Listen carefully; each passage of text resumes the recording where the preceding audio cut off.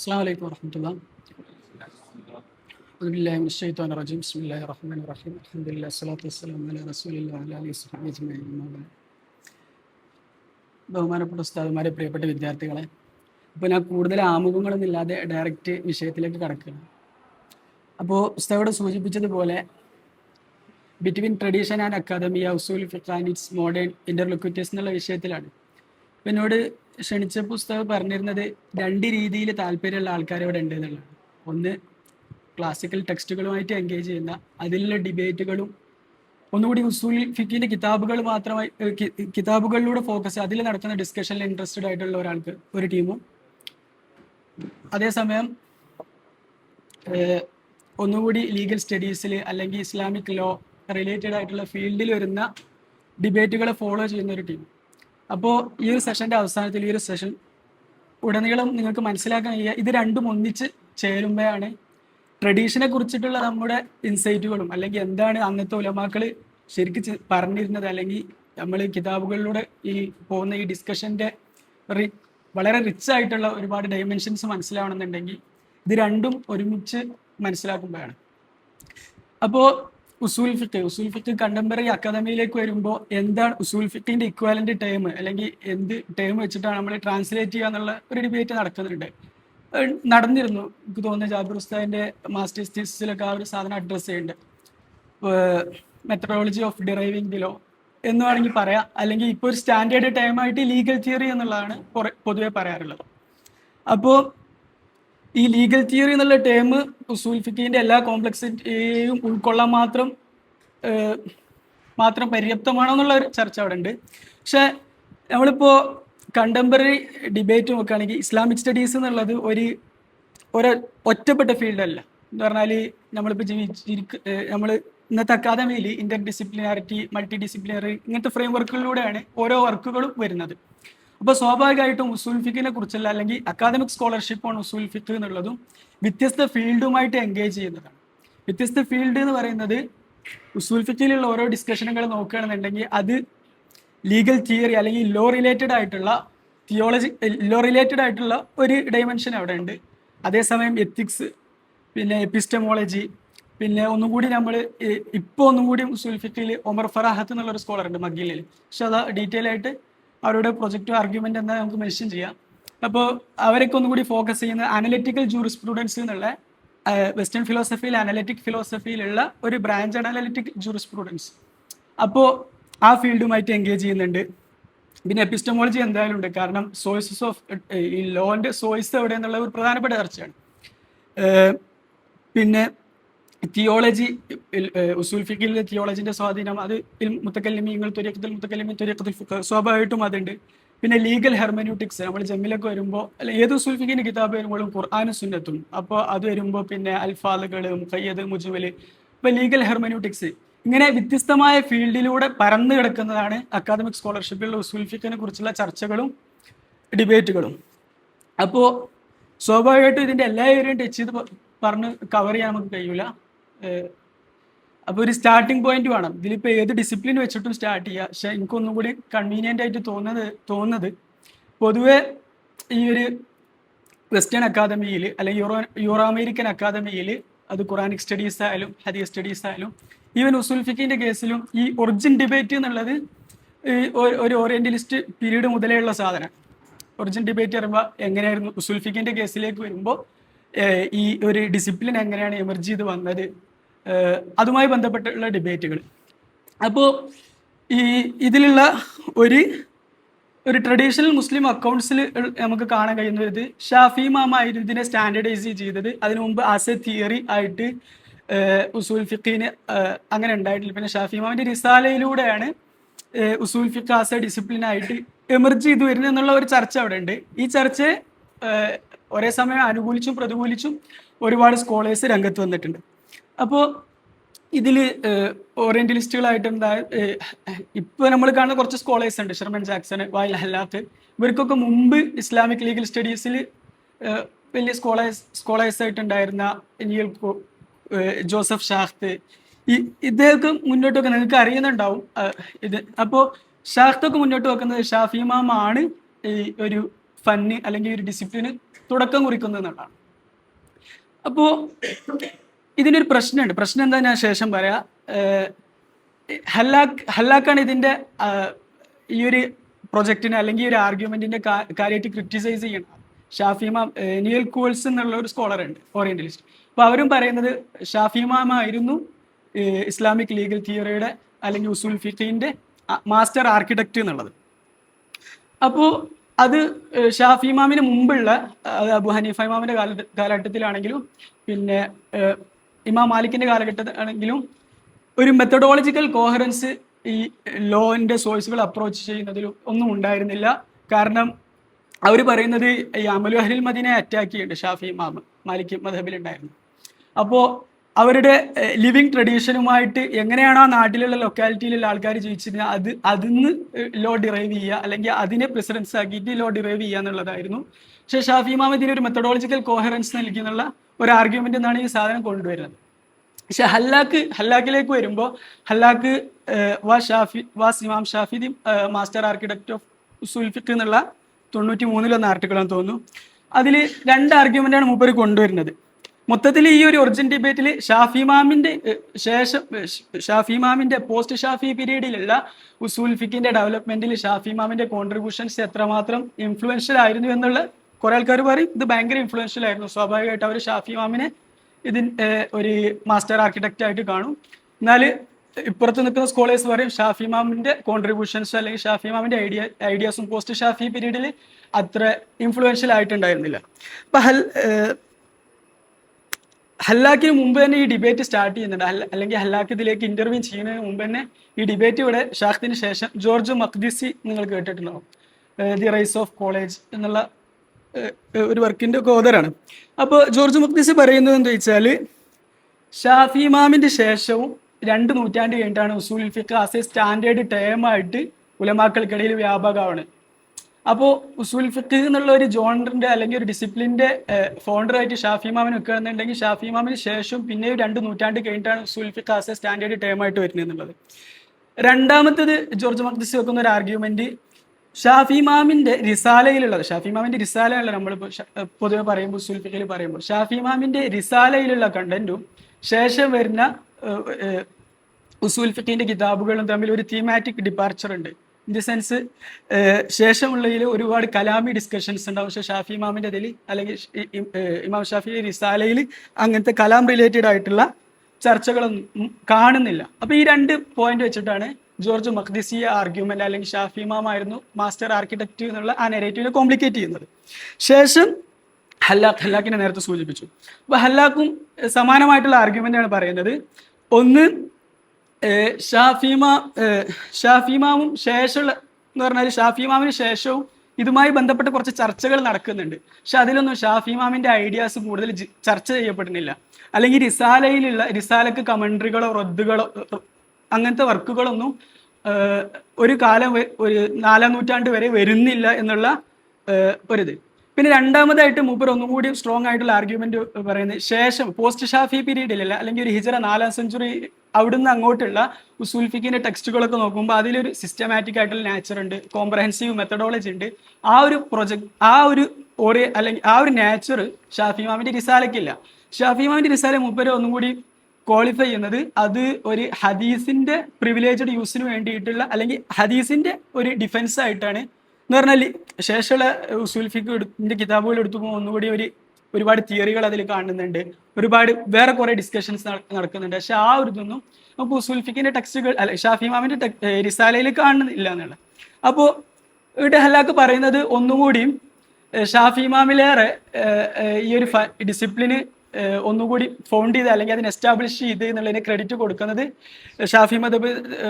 ഷാഫി മദബുകാരൻ തന്നെയായ ഇമാം ഇബ്നു സുറൈജ് അദ്ദേഹത്തിന്റെ ശിഷ്യന്മാരിലേക്കൊക്കെയാണ്.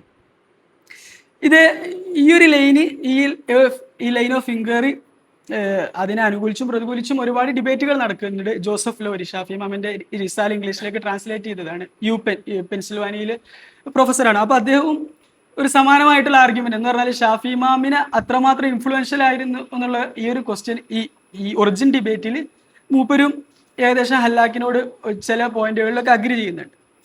പിന്നെ ഇതിന്റെ ഓപ്പോസിറ്റ് ആർഗ്യുമെന്റ് എന്ന് പറഞ്ഞാൽ ഷാഫി ഇമാം തന്നെയായിരുന്നു ഇതിന്റെ ഫൗണ്ടർ ആയിരുന്നു എന്നുള്ള ഒരു ഇത് വെക്കുന്നത് ഷെർമൻ ജാക്സന്റെ ഈസബിന് അബ എന്നുള്ള ഒരു ഹനഫി സ്കോളർ ഉണ്ട്. അദ്ദേഹം വഫാത്താവുന്നത് ഹിജറ 221 ഷാഫി ഇമാം 204 ഹിജറ. അപ്പോൾ ഈസബിന് അബാന് ഷാഫി ഇമാമിന് ഒരു റദ്ദുണ്ട്. മാത്രമല്ല ഡെവിൻ സ്റ്റീവാർട്ട് എന്നുള്ള വേറെ സ്കോളർ ഉണ്ട്. അവര് ദാവൂദ് ലാഹിരിക്കും പിന്നെ ലാഹിരി മദബിൽ ഉണ്ടായിരുന്ന ഒരുപാട് ആളുകളും ഷാഫി ഇമാമിന്റെ റിസാലിൽ ഐഡിയ റദ്ദ് ചെയ്യുന്നുണ്ട്. റദ്ദ് ചെയ്യുകയാണെന്നുണ്ടെങ്കിൽ ആ ഐഡിയ അന്ന് പ്രിവാലന്റ് ആയിരുന്നു എന്നാണല്ലോ അന്ന് മനസ്സിലാവുന്നത്. സ്വാഭാവികമായിട്ടും ഷാഫി ഇമാമിന്റെ ഐഡിയ അല്ലെ ഷാഫി ഇമാം റിസാലയിൽ പറഞ്ഞിട്ടുള്ള കാര്യങ്ങൾ അന്ന് തന്നെ ചർച്ചയ്ക്ക് വിധേയമായിരുന്നു. മാലിക്കി മദ്ഹബുകളിൽ നിന്ന് ഒരുപാട് റദ്ദുകൾ വരുന്നുണ്ട്. യസുബിൻ അബാന്റെ റദ്ദ് വരുന്നുണ്ട്, പിന്നെ ദാവൂദ് ലാഹിരിയുടെ റദ്ദ് വരുന്നുണ്ട്. സ്വാഭാവികമായിട്ടും ഷാഫി ഇമാം സംഭവം ഇതിന്റെ ഒരു ഫൗണ്ടറായിട്ട് നമുക്ക് കണക്കാക്കാം എന്നുള്ള സെറ്റിംഗ് ദി റെക്കോർഡ് സ്ട്രൈറ്റ് എന്നുള്ള ഷെർമൻ ജാക്സന്റെ ആർട്ടിക്കിളിൽ പിന്നെ ഡെവിൻ സ്റ്റീവാർട്ടിന്റെ ആർട്ടിക്കിളും പറയുന്നുണ്ട്. പക്ഷെ ഞാൻ മനസ്സിലാക്കുന്നത് എത്രമാത്രം ശരിയാണെന്ന് പറയാൻ പറ്റൂല. ഈ ഹല്ലാക്ക് ഇങ്ങനെ പറയാൻ കുറച്ച് ബ്രോഡർ സ്റ്റേക്കുകളുണ്ട്. ബ്രോഡർ സ്റ്റേക്ക് പറഞ്ഞാൽ ഈ ഡിബേറ്റ് നമ്മൾ അങ്ങനെ തന്നെ മനസ്സിലാക്കരുത്. അതിൻ്റെ അപ്പുറത്ത് ഹല്ലാക്ക് എത്രമാത്രം ശരിയാണോ ശരിയല്ല എന്നുള്ളത് നമ്മൾ ഡിബേറ്റബിൾ ആണ്. പക്ഷേ ഈ ഒരു ഡിബേറ്റിന്റെ ബ്രോഡർ സ്റ്റേക്കുകൾ എന്താ വെച്ചാൽ, ഇപ്പൊ ഷാഖ്തിന്റെ ഒരു തീസിസ്, ഷാഖ്താണല്ലോ ഈ ഒരു സാധനം കൊണ്ടുവരുന്നത് അക്കാദമിയിലേക്ക് അല്ലെങ്കിൽ വെസ്റ്റേൺ സ്കോളർഷിപ്പിലേക്ക് കൊണ്ടുവരുന്നത്. അപ്പൊ അതിന്റെ ഒരു പ്രശ്നം എന്താ വെച്ചാൽ, അല്ലെങ്കിൽ ഷാഖ്ത് പറയുന്നത്, ഹല്ലാക്ക് ഷാഖ്തിനെ ക്രിറ്റിസൈസ് ചെയ്യുമ്പോൾ പറയുന്നത് മുസ്ലിങ്ങൾക്ക് ഷാഫി ഇമാമിനേക്കാൾ ഷാഫി ഇമാമിനോട് എത്രമാത്രം അഡിമിറേഷൻ ഉണ്ടായിരുന്നു, അതിലേറെ അഡിമിയറായിരുന്നു ഷാഖ്തിരി ഷാഫി ഇമാമിനോട്.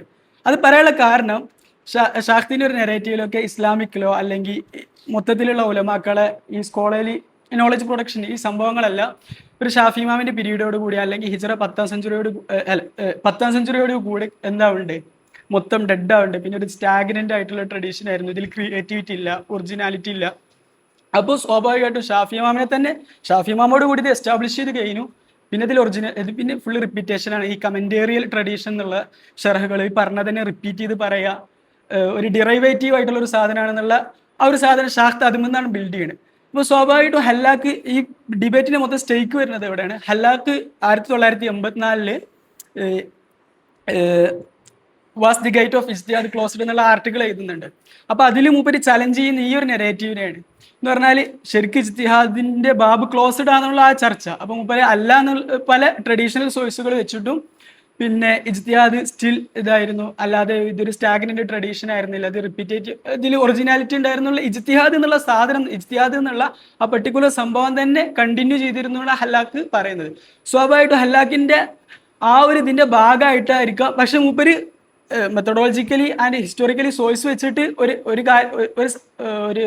ഒരു പോയിന്റ് വരെ ഇത് പ്രൂവ് ചെയ്യുന്നുണ്ടായിരുന്നു. പിന്നെ സ്കോളർഷിപ്പാണ്, എപ്പോഴും പുതുതായിട്ടുള്ള അഭിപ്രായങ്ങൾ ആർഗ്യുമെന്റ് വരെ, അതിനനുസരിച്ച് സ്വാഭാവികമായിട്ടും അത് മാറും. പക്ഷെ ഞാൻ മനസ്സിലാക്കുന്ന ഹല്ലാക്ക് ഇപ്പോഴും ആ ആർഗ്യുമെന്റ് ഒന്നും മാറിയിട്ടില്ല. കാരണം 2017-18 മൂപ്പര് പിന്നെ ഒരുപാട് സ്കോളേഴ്സ് ഈ ഹല്ലാക്കിന്റെ ആർഗ്യുമെന്റിനെ ക്രിറ്റിസൈസ് ചെയ്യുന്നുണ്ട്.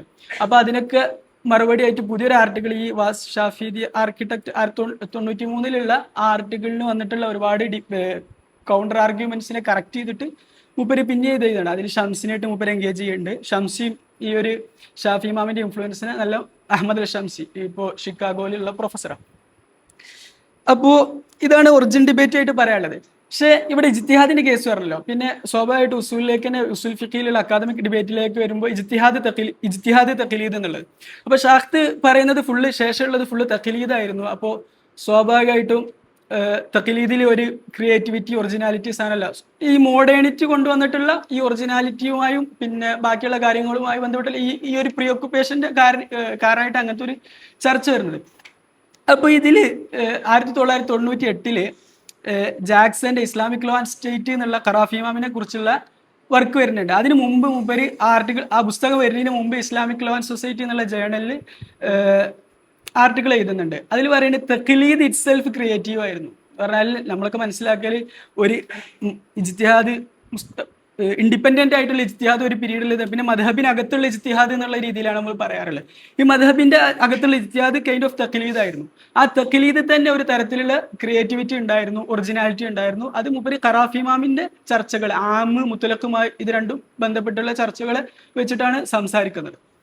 അപ്പോൾ തഖ്ലീദ് ക്രിയേറ്റിവിറ്റി ഉണ്ടായിരുന്നു എന്നുള്ളതാണ്. ഇപ്പൊ ഇതിന്റെ രസം എന്താ വെച്ചാൽ ഈ ഒരു ഡിബേറ്റ് ഇപ്പോൾ വേറൊരു ലെവലിലേക്ക് എത്തിയിട്ടുണ്ട്. നിങ്ങൾക്ക് അറിയുമെന്ന് അറിയില്ല, ഹുസൈൻ അലി അഗ്രാമ.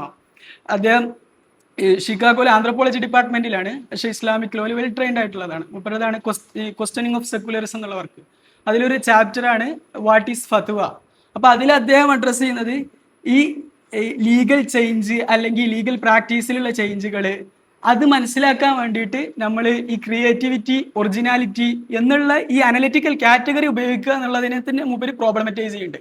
അതിനുള്ള കാരണം പറയുന്നത് ഇപ്പം ഏറ്റവും നല്ല ക്രിയേറ്റീവ് ആയിട്ടുള്ള സാധനം, ക്രിയേറ്റീവ് എന്ന് പറഞ്ഞാൽ ഇറ്റ്സ് ഓപ്പോസിറ്റ് ടു ഇമിറ്റേറ്റ് ചെയ്യുക അല്ലെങ്കിൽ തക്ലീദ് ചെയ്യാതിരിക്കുക എന്നുള്ളതിന് വേണ്ടിയാണ് ഇപ്പോൾ ജാക്സൺ എന്തുകൊണ്ടുവരുന്നത്. ജാക്സന് തക്ലീദിലും ക്രിയേറ്റിവിറ്റി ഉണ്ട് എന്നാണ് പറയുന്നത്. ഹല്ലാക്ക് അതിന് ആദ്യകാലത്ത് അന്നത്തെ ഡിബേറ്റ് അതായിരുന്നു, ഹല്ലാക്കിനെ അങ്ങനെ തന്നെ മനസ്സിലാക്കണം. പിന്നെ ഇജ്തിഹാദ് ക്രിയേറ്റീവ് ആയിരുന്നു പറയുന്നത്. പക്ഷെ അഗ്രാമ പറയുന്നത് ഈ ഒരു ക്രിയേറ്റിവിറ്റി എന്നുള്ള എലമെന്റ് തന്നെ ചിലപ്പോൾ അത് വെച്ചിട്ട് നമുക്ക് കുറെ കാര്യങ്ങളെ അനലൈസ് ചെയ്യാൻ കഴിയൂല. കാരണം ചിലപ്പോൾ ഏറ്റവും നല്ല ക്രിയേറ്റീവ് ആയിട്ടുള്ള സാധനം ഏറ്റവും നല്ല മിമിക്രി ആയിരിക്കും, ഒരേ സമയം അവിടെ ഇമിറ്റേറ്റ് ചെയ്യാണ്. പക്ഷെ അതിൽ ഒരു ഉദാഹരണമായിട്ട് മൂപ്പര് പറയുന്നത് മാത്രമല്ല, ഇതൊരു വേൾഡ് വ്യൂ അല്ലെങ്കിൽ ഒരു കുറച്ച് പ്രീസപ്പോസിഷന്റെ മേൽ ബിൽഡ് ചെയ്തതാണ്. അതെന്താ വെച്ചാൽ പാസ്റ്റും ഫ്യൂച്ചറും തമ്മിലുള്ള ഓരോ മൊമെന്റിലും ഫണ്ടമെന്റൽ ആയിട്ടുള്ള ചേഞ്ച് വരുന്നുണ്ട്, ഷിഫ്റ്റ് ഉണ്ട്. അപ്പോൾ പാസ്റ്റിലുള്ള ഒരു സാധനം നമുക്ക് ഫ്യൂച്ചറിൽ ഉപകാരപ്പെടൂല എന്നുള്ള ആ ഒരു അസംഷൻസിന്റെ മേലിലാണ് എന്താണ് ഓരോ കാലത്തും പുതിയതായിട്ടുള്ള ഒറിജിനൽ ആയിട്ടുള്ള ക്രിയേറ്റീവ് ആയിട്ടുള്ള ഐഡിയ വരണം. പക്ഷെ ഒന്നുകൂടി ഫിഖ്ഹൊക്കെ വർക്ക് ചെയ്തിരുന്നത് മൂപ്പര് അസ്ഹറിലെ ഫത്വ കൗൺസിലിനെ ആന്ത്രപ്പോളജിയാണ്. അപ്പോൾ അസ്ഹറിലെ ഫത്വ കൗൺസിലിലെ കുറച്ച് ഫത്വകൾ അനലൈസ് ചെയ്തിട്ടാണ് പറയുന്നത്. പക്ഷെ ഈ ഫത്വ കൗൺസിൽ അല്ലെങ്കിൽ ഇഫ്താ പ്രോസസ്സ് ഇത് മൊത്തം വർക്ക് ചെയ്യുന്നത് തന്നെ ഈ ഒരു അസംഷനെ ബേസ് ചെയ്തിട്ടില്ല. എന്ന് പറഞ്ഞാൽ പാസ്റ്റിൽ നിന്ന് ഒരുപാട് കാര്യങ്ങൾ ഉൾക്കൊള്ളാണ്ട് പാസ്റ്റും ഫ്യൂച്ചറും തമ്മിൽ ഫണ്ടമെന്റൽ ആയിട്ടുള്ള ഒരു റിഫ്റ്റ് ഇല്ല എന്നുള്ള ഒരു അസംഷന്റെ പുറത്താണ്. സ്വാഭാവികമായിട്ടും ഈ എപ്പോഴും ചേഞ്ചിന് വേണ്ടി നമ്മൾ സ്കോളേഴ്സിന്റെ അഭിപ്രായം നോക്കുക, ക്രിയേറ്റിവിറ്റിക്ക് വേണ്ടി നോക്കുക, അതൊരു പ്രോബ്ലമറ്റൈസ് ചെയ്യുന്നുണ്ട് ഈ ഒരു ഡിബേറ്റിൽ. അപ്പൊ ഇതാണ് ഒറിജിൻ ഡിബേറ്റുമായിട്ട് പറയാനുള്ളത്. ഓക്കെ, ഇനി ഇതിലുള്ള വേറൊരു ചർച്ചയാണ് ഉസൂൽ ഫിഖിലുള്ള ടെക്സ്റ്റുകളെ എങ്ങനെ ക്ലാസിഫൈ ചെയ്യണം എന്നുള്ളത്. അപ്പൊ നമ്മൾ പൊതുവെ കേട്ടിട്ടുണ്ടാകും, നമ്മൾ കിതാബുകളിലൊക്കെ പറയുമ്പോൾ ത്വരീഖത്തുൽ ഫുഖഹ, ത്വരീഖത്തുൽ മുതകല്ലിമീൻ എന്നുള്ളത്. ഈ ഒരു ക്ലാസിഫിക്കേഷൻ കൊണ്ടുവരുന്നത് ഇബ്നു ഖൽദൂനാണ്. ഇബ്നു ഖൽദൂനാണ് ഈ ത്വരീഖത്തുൽ ഫുഖഹ, ത്വരീഖത്തുൽ മുതകല്ലിമീൻ. അപ്പോൾ അതിന് പൊതുവെ ഇതായിട്ട് പറയല് ത്വരീഖത്തുൽ മുതകല്ലിമീൻ ഷാഫി മദ്ഹബുകാർ ഒന്നുകൂടി ഇൽമുൽ കലാമിന്റെ ചർച്ചകളും കാര്യങ്ങളൊക്കെ ഡീറ്റെയിൽ ആയിട്ട് വരും. ത്വരീഖത്തുൽ ഫുഖഹകാരായിട്ട് ഹനഫിയ ഇത്ര ചർച്ചകൾ പൊതുവെ എടുക്കാറില്ല, ഫുറൂൽ ഫിഖ് ബേസ് ചെയ്തിട്ടാണ് പോകാറുള്ളതെന്ന്. ഇതാണ് ഇതിൻ്റെ ഒരു സ്റ്റാൻഡേർഡ് നെറേറ്റീവ്. ഇതും അക്കാദമിയിലേക്ക് വരുമ്പോൾ അല്ലെങ്കിൽ ഇങ്ങനത്തെ ഡിബേറ്റിലേക്ക് വരുമ്പോൾ കോംപ്ലിക്കേറ്റ് ചെയ്യപ്പെട്ടിട്ടുണ്ട് ഈ നെറേറ്റീവ്. ഒന്ന്, ഇതിൻ്റെ ഒരു സ്റ്റാർട്ടിങ് പറയുമ്പോൾ ജോർജ് മഖ്ദിസി തന്നെയാണ്. മഖ്ദിസി പറയുന്നത് എന്താ വെച്ചാൽ മെഹ്ന പീരീഡ് കഴിയണല്ലോ, മുഅ്തസിലകൾ അഹ്മദ് ബിൻ ഹംബൽ തങ്ങളെ അങ്ങനത്തെ കുറെ ഖൽഖുൽ ഖുർആൻ ഡിബേറ്റും ഇതൊക്കെ നടക്കുന്നുണ്ട്. അതിനുശേഷം ഹനാബിലത്ത് അല്ലെങ്കിൽ ഹംബലി മദ്ഹബും അഹ്ലുൽ ഹദീസും പ്രൊമിനൻ്റ് ആയി. സ്വാഭാവികമായിട്ടും കലാം റിലേറ്റഡ് ആയിട്ടുള്ള, അത് അശ്അരി ആവട്ടെ അല്ലെങ്കിൽ മുഅ്തസിലി ആവട്ടെ, കലാമിനോട് പൊതുവെ ജനങ്ങൾക്ക് ഒരു നെഗറ്റീവ് ആറ്റിറ്റ്യൂഡ് വന്നു. അപ്പോൾ ഈ നെഗറ്റീവ് ആറ്റിറ്റ്യൂഡിനെ മറികടക്കാൻ വേണ്ടിയിട്ട് ഉസൂൽ ഫിഖ്ഹിന്റെ റലമിലേക്ക് വന്നിട്ട് ഫിഖ്ഹിലുള്ള കലാമിലുള്ള കുറെ ഡിബേറ്റുകളെ അല്ലെങ്കിൽ കുറെ ചർച്ചകളെ ഫിഖ്ഹിലേക്ക് ഇൻകോർപ്പറേറ്റ് ചെയ്തു. അത് ഉസൂൽ ഫിഖ് എന്നുള്ള ഇവർക്ക് ഒരു ലെജിറ്റിമസി എസ്റ്റാബ്ലിഷ് ചെയ്യുക. ഒരു ലെജിറ്റിമസി എന്ന് പറഞ്ഞാൽ കലാം അത് മുഅ്തസിലാവട്ടെ വരെ എന്താവട്ടെ ഒരു തരത്തിൽ സൈഡ് ലൈൻ ചെയ്യപ്പെട്ടിരുന്നു ഈ ഖൽഖുൽ ഖുർആൻ ഡിബേറ്റും പിന്നെ ഇമാം ഹംബലും ബാക്കിയുള്ള പണ്ഡിതന്മാർക്ക് നേരിടേണ്ടുന്ന പരീക്ഷണങ്ങൾ കാരണം. അപ്പോൾ ഈ ഒരു നെഗറ്റീവ് ആറ്റിറ്റ്യൂഡ് മാറ്റാൻ വേണ്ടിയിട്ട് ഫിഖ്ഹിലേക്ക് ഈ കലാമി റിലേറ്റഡ് ആയിട്ടുള്ള ഡിബേറ്റുകളെയും ഡിസ്കഷനെയും ഇൻകോർപ്പറേറ്റ് ചെയ്തിട്ട് അങ്ങനെ ഫിഖ്ഹിനെ കലാമി തിയോളജൈസ് ചെയ്തു. അങ്ങനെയാണ് ഉസൂൽ ഫിഖിലുള്ള ത്വരീഖത്തുൽ മുതകല്ലിമീൻ എന്നുള്ള ഈ ഒരു സംഭവം വരുന്നതെന്ന് മൂപ്പര് പറയുന്നുണ്ട്. അത് മൂപ്പര് പറയുന്നത് നമ്മളെ മുഅ്തസിലി പണ്ഡിതന്മാരായിട്ടുള്ള ഖാദി അബ്ദുൽ ജബ്ബാർ, അബുൽ ഹുസൈൻ അൽ ബസരി, ഉസൂൽ ഫിഖിലെ പ്രധാനപ്പെട്ട മുഅ്തമദ്, ഉംദ ഈ രണ്ട് കിതാബിന്റെ ഓദേശിനെ വെച്ചിട്ടാണ് ഈ സാധനം മൂപ്പര് പറയുന്നത്. പിന്നെ ഈ ഒരു സ്റ്റാൻഡേർഡ് അക്കൗണ്ട് ഉണ്ടല്ലോ എന്ന് പറഞ്ഞാൽ ത്വരീഖത്തുൽ മുതകല്ലിമീൻ ഷാഫിയ, ത്വരീഖത്തുൽ ഫുഖഹ, ഈ ഒരു ക്ലാസിഫിക്കേഷന് പിന്നെ ചിലപ്പോൾ ഒരു പക്ഷേ നമ്മൾ മനസ്സിലാക്കുക അയാൾ ത്വരീഖത്തുൽ മുതകല്ലിമീൻ ആയിരിക്കും, പക്ഷെ ആ വർക്ക് എടുത്ത് നോക്കുമ്പോൾ അത് കൃത്യമായിട്ട് അതിലേക്ക് ആ ഒരു ക്ലാസിഫിക്കേഷൻ ഫിറ്റ് ആവാത്ത അങ്ങനത്തെ കുറേ വർക്കുകൾ വന്നിട്ടുണ്ട്. ഇപ്പോൾ ഷീറാസ് ഇമാം അബു ഇസാഖ് ഷിറാസി മൂപ്പരെ കുറിച്ച് ഈ ഒരു ഇതിൽ കുറേ സാധനങ്ങൾ വന്നിട്ടുണ്ട്. അപ്പോൾ മാരി ബെർണാഡ് ഞാൻ മനസ്സിലാക്കുന്ന ഫ്രഞ്ച് സ്കോളറാണ്. അവർ പറയുന്നത് എന്താ വെച്ചാൽ അഷരി ഇമാം ഷിറാസി ഇമാം തിയോളജിക്കലി അഷ്അരി ആയിരിക്കും, പക്ഷേ ഉസൂൽ ഫിഖിൽ അശ്ശരി ആയിക്കൊള്ളണം എന്നില്ല എന്നുള്ള ഒരു ചർച്ചയ്ക്ക് കൊണ്ടുവരുന്നുണ്ട്. പിന്നെ ഷിറാസിമാനെ കുറിച്ച് കുറച്ച് കൂടുതൽ വർക്കുകൾ ഈ ഒരു ഇതിൽ വന്നിട്ടുണ്ട്. മൂപ്പരെ ത്വരീഖത്തുൽ ഫുഖഹ ആണ്, ത്വരീഖത്തുൽ മുത്തക്കല്ലിമീൻ എന്നുള്ള. പിന്നെ അപ്പോൾ ഇതിൽ ത്വരീഖത്തുൽ ഫുഖഹയിൽ ഹനഫികൾ അല്ലെങ്കിൽ ഹനഫി പണ്ഡിതന്മാർ അവരുടെ ടെക്സ്റ്റുകളിൽ കാര്യമായിട്ട് തിയോളജിക്കൽ ആയിട്ടുള്ള ഡിബേറ്റുകളോട് എൻഗേജ് ചെയ്തിരുന്നില്ല എന്നുള്ള ഒരു സംഭവമുണ്ട്. പക്ഷെ ഇതും ചലഞ്ച് അല്ലെങ്കിൽ അങ്ങനെയാണ് ആ നെറേറ്റീവ് നമുക്ക് മനസ്സിലാവുക. അതും ചലഞ്ച് ചെയ്യപ്പെട്ടിട്ടുണ്ട് പറഞ്ഞാൽ Aron Zysow the economy of certainty an introduction to typology of Islamic legal theory. ഉസൂൽ ഫിഖ് ഡിബേറ്റിൽ കണ്ടംപററി അക്കാദമിയിൽ ഏറ്റവും കൂടുതൽ ഇൻഫ്ലുവൻഷ്യൽ ആയ ടെക്സ്റ്റാണ്. ഹല്ലാക്കിനേക്കാളും ഏറ്റവും കൂടുതൽ, ഹല്ലാക്ക് ഒന്നും കൂടി ഡിസ്ക്രിപ്റ്റീവ് ആണ്. ഇപ്പോൾ history of Islamic legal theory എന്നുള്ള ഹല്ലാക്കിൻ്റെ വർക്കാണെങ്കിലും പിന്നെ ഹല്ലാക്കിൻ്റെ മൊത്തം ആർട്ടിക്കിൾ 80കളിലും 90കളിലും ഒക്കെ എഴുതിയിട്ടുള്ള ഒരു 10-15 ആർട്ടിക്കിൾ കളക്ട് ചെയ്തിട്ടുള്ള ഇസ്ലാമിക് ലീഗൽ തിയറി എന്നുള്ള 2 വർക്കുകളുണ്ട്. പക്ഷേ ഇത് കൈൻഡ് ഓഫ് ഡിസ്ക്രിപ്റ്റീവ് ആണ്. പക്ഷെ അതിലേറെ ഭയങ്കര അനലിറ്റിക്കലും ഫിലോസഫിക്കൽ ആയിട്ടുള്ള എന്ന് പറഞ്ഞാൽ ഓരോ ചർച്ചകൾ അണ്ടർലൈങ് ആയിട്ടുള്ള അസംഷൻസും കാര്യങ്ങളൊക്കെ കൊണ്ടുവരുന്ന വർക്കാണ് സൈസോന്റെ ദി എക്കോണമി ഓഫ് സെർട്ടനിറ്റി. പക്ഷെ അതിൽ സൈസോ മൊത്തത്തിൽ ഉസൂൽ സൈസോന്റെ ചർച്ചയിലേക്ക് നമ്മൾ വരും. അപ്പോൾ സൈസോ ഇപ്പോഴും ജീവിച്ചിരിപ്പുണ്ട്, ഹാർവാർഡിലാണ്. പക്ഷെ മൂപ്പർ കുറച്ച് വർക്കുകൾ എഴുതിയിട്ടുള്ളത്, കുറച്ചും കൂടി കൂടുതൽ വർക്ക് എഴുതിയിട്ടുണ്ടെങ്കിൽ ഒരുപാട് ചർച്ച ചെയ്യപ്പെടണം. പക്ഷെ മൂപ്പര് ഹാർവാർഡിൽ 1974 എൻ്റെ ഓർമ്മ, 74 മൂപ്പര് തീസിസ് എഴുതുന്നത്. പിന്നെ പുസ്തകമായിട്ട് പബ്ലിഷ് ചെയ്യുന്നത് 2013. പക്ഷെ ഈ ഒരു ടൈമിൽ ഏറ്റവും കൂടുതൽ ചർച്ചകൾക്കും കൂടുതൽ ഡിബേറ്റുകൾക്കൊക്കെ വഴി ഒരുക്കിയ ഒരു ഡിസർട്ടേഷനാണ് ഹാർവാർഡിൽ നിന്ന് മൂപ്പര് എഴുതിയിട്ടുള്ള ദി എക്കോണമി ഓഫ് സെർട്ടനിറ്റി. അപ്പോൾ അതിൽ മൂപ്പര് പറയുന്നത് ഈ ഹനഫികൾ പൊതുവെ ത്വരീഖത്തുൽ ഫുഖഹ ആയിരുന്നു, അവർ മുത്തക്കല്ലിമീൻ അല്ലെങ്കിൽ ഇൽമുൽ കലാമിലുള്ള ഡിബേറ്റുകളുമായിട്ട് തീരെ ഇൻട്രസ്റ്റഡ് ആയിട്ടില്ല എന്നുള്ള ആ ഒരു ഇതിനെ മൂപ്പര് ചലഞ്ച് ചെയ്യുന്നുണ്ട്. മൂപ്പര് ഫോക്കസ് ചെയ്യുന്നത് ബസ്ദവി, അബു യസ്രുൽ ബസ്ദവി, പിന്നെ അലാവുദ്ദീൻ സമർഖന്ദി, ഈ 2 സെൻട്രൽ ട്രാൻസോക്സാനിയൻ സമർഖന്ത് അവിടെ ഉണ്ടായിരുന്ന മാതുരീദി പ്ലസ് ഹനഫി മദബും മാതുരീദി തിയോളജിയൻസും ആയിരുന്നു. അപ്പൊ ഇവര് ഉസൂൽ ഫിഖിന്റെ ടെക്സ്റ്റിലേക്ക് നോക്കുമ്പോൾ ഒരുപാട് വിഷയങ്ങളിൽ തിയോളജിക്കൽ ആയിട്ടുള്ള ഇൻഫ്ലുവൻസ് കാണുന്നുണ്ട്. മാത്രമല്ല ഇറാഖി ഹനഫികളുണ്ട്, ജസ്സാസ് കർഹി, ഇവരുടെ ഇതിൽ നിന്നും വിഭിന്നമായി ഇവരിൽ കുറെ മുഅ്തസിലി ആശയങ്ങൾ കാണാം. അതിൽ നിന്നും വിഭിന്നമായിട്ട് മാതുരീദി തിയോളജിനെ സപ്പോർട്ട് ചെയ്യുന്ന ഒരുപാട് തിയോളജിക്കൽ ആയിട്ടുള്ള ഡിബേറ്റുകൾ തന്നെ ഈ ത്വരീഖത്തുൽ ഫുഖഹ എന്നതിൽ മനസ്സിലാക്കപ്പെടുന്ന ബസ്ദവിയുടെയും സമർഖന്ദിയുടെയും വർക്കുകളിൽ ഉണ്ടായിരുന്നു. ഇപ്പോൾ ഒരു ഡിബേറ്റ്, ഒരു വിഷയം പറയുകയാണെങ്കിൽ തസ്വീബ്, തഖ്തിയ ഡിബേറ്റ്, ഇങ്ങനത്തെ ഒരുപാട് വിഷയങ്ങളിൽ. ഓക്കെ, അപ്പോൾ ഇനി സൈസോനെ കുറിച്ച് കുറച്ച് പറയാൻ തോന്നുന്നു. കാരണം സൈസോന്റെ ആ work the economy of certainty അത് 2013 പുസ്തകമായിട്ട് പബ്ലിഷ് ചെയ്യുന്നത്. ഇപ്പോൾ അതിൻ്റെ PDF ഒക്കെ അവൈലബിൾ ആണ്. അത് മൂപ്പര് 5 ചാപ്റ്ററിലായിട്ടാണ് കാര്യങ്ങൾ പറയുന്നത്. നമ്മൾ ഇജ്മാ, ഇൻട്രൊഡക്ഷൻ, പിന്നെ ഖുർആന്, നമ്മൾ സാധാ സോയ്സ് റിലേറ്റഡ് ആയിട്ട് ഇജ്മാവ് പറയും, പിന്നെ ഖിയാസ് പറയും, സ്വാഭാവികമായിട്ട് അതിൽ വരുന്ന ഉസൂലിൽ വരുന്ന എല്ലാ ചർച്ചകളും. പക്ഷെ മൂപ്പരെ ഫോക്കസ് അലാവുദ്ദീൻ സമർഖന്ദി, അബു യസ്റുൽ ബസ്ദവിയാണ്. അപ്പോൾ സൈസോന്റെ മൊത്തത്തിലുള്ള ഒരു പ്രൊജക്റ്റിൽ മൂപ്പര് പറയുന്നത് എന്താ വെച്ചാൽ കുറെ ലീഗൽ ട്രഡീഷൻസ് ഉണ്ട്. ഇപ്പൊ Anglo American legal system, legal tradition ഉണ്ട്. അതിന്റെ ഓരോ ലീഗൽ ട്രഡീഷനും പ്രോബ്ലം ഓഫ് ലെജിറ്റിമസി എന്നുള്ളൊരു സംഭവം ഉണ്ടാവും. എന്ന് പറഞ്ഞാൽ അതിൽ ആർക്കാണ് ലോ ഉണ്ടാക്കാനുള്ള അതോറിറ്റി, അതിന്റെ സിറ്റിസൺസ് അല്ലെങ്കിൽ അതിന്റെ സബ്ജക്ട്സ് എന്തായാലും അതിനനുസരിക്കണം എന്നതിനെ ജസ്റ്റിഫൈ ചെയ്യുന്ന എലമെന്റ് എന്താണ്, ഇങ്ങനത്തെ കുറെ ചർച്ചകളുണ്ട്. അപ്പോൾ സ്റ്റേറ്റിന് ലോ ഉണ്ടാക്കാനുള്ള മോറൽ അതോറിറ്റി ആരാണ് കൊടുക്കുന്നത്, ഇങ്ങനത്തെ കുറേ വിഷയങ്ങൾ, പ്രോബ്ലം ഓഫ് ലെജിറ്റിമസി, അത് ഈ ആംഗ്ലോ അമേരിക്കൻ അല്ലെങ്കിൽ വേറെ കുറേ ലീഗൽ ട്രഡീഷനിലേക്ക് നോക്കുമ്പോൾ അത് കുറേ ഇൻസ്റ്റിറ്റ്യൂഷണൽ എന്ന് പറഞ്ഞാൽ കണ്ടംപററി ലോയിലേക്ക് നോക്കുമ്പോൾ 2 രീതിയിലുള്ള ലോകളാണ് ഉണ്ടാവുക. Common law, statute law. Statute പറഞ്ഞാൽ പിന്നെ ലെജിസ്ലേറ്റീവ് ബോഡികൾ ഉണ്ടാക്കുന്ന പാർലമെന്റ്, കോൺഗ്രസ് ഇങ്ങനത്തെ ഉണ്ടാക്കുന്ന ലോ.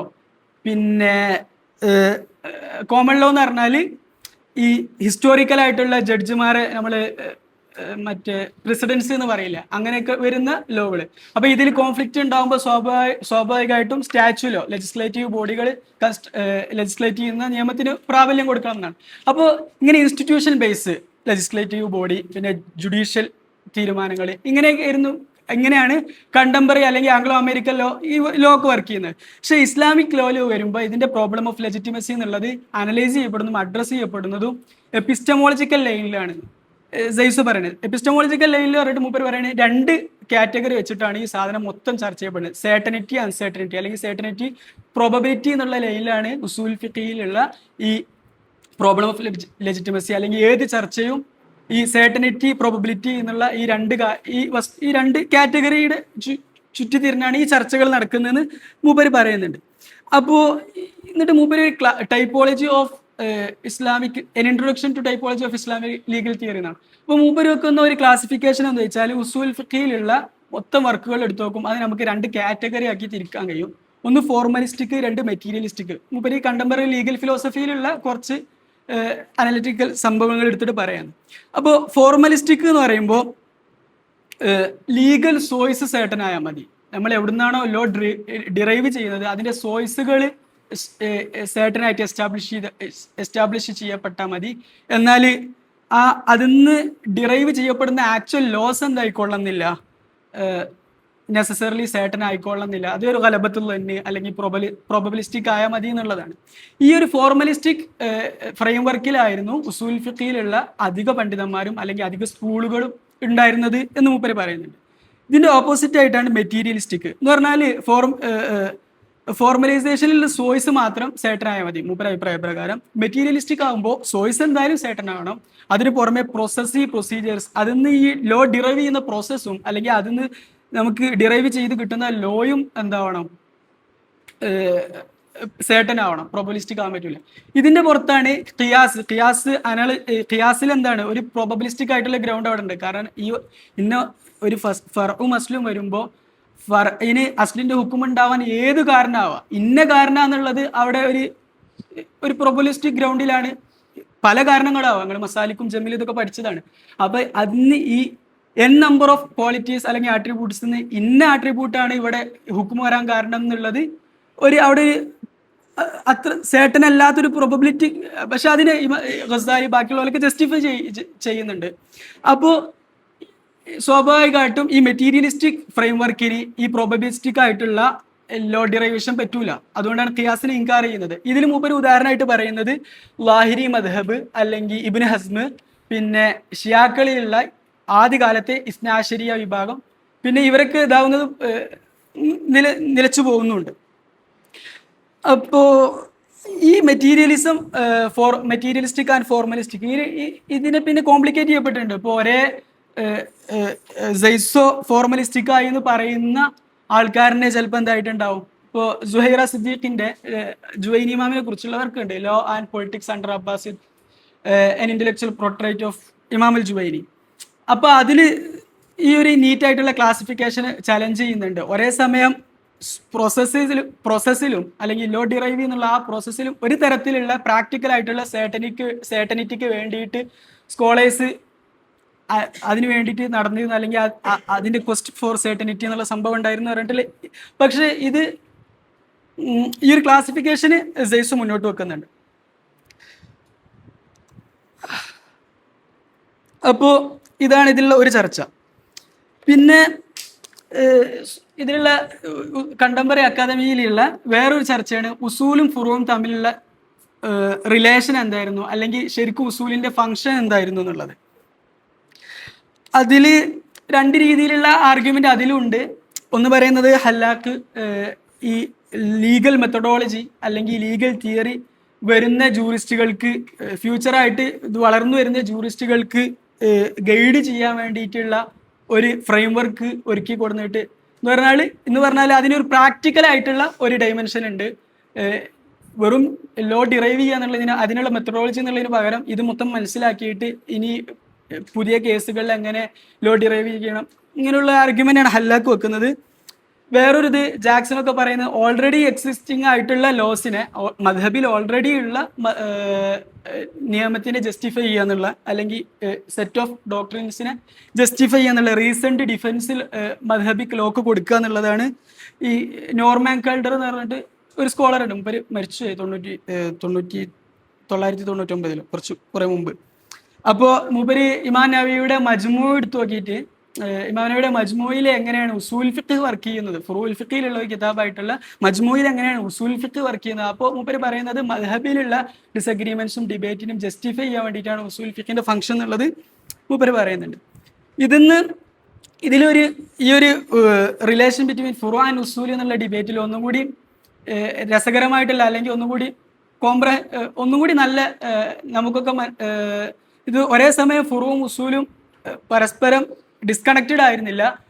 ഉസൂല് ഫുറുവും അങ്ങോട്ടും ഇങ്ങോട്ടും ബന്ധമുണ്ടായിരുന്നു. ചിലപ്പോൾ ഫുറുവിനനുസരിച്ച് ഉസൂലിൽ ചേഞ്ച് വരും, ഉസൂലിനനുസരിച്ച് ഫുറുവിൽ വരും എന്നുള്ള ഒരു ആർഗ്യുമെന്റ് ആതിഫ് അഹമ്മദ് ഇപ്പോ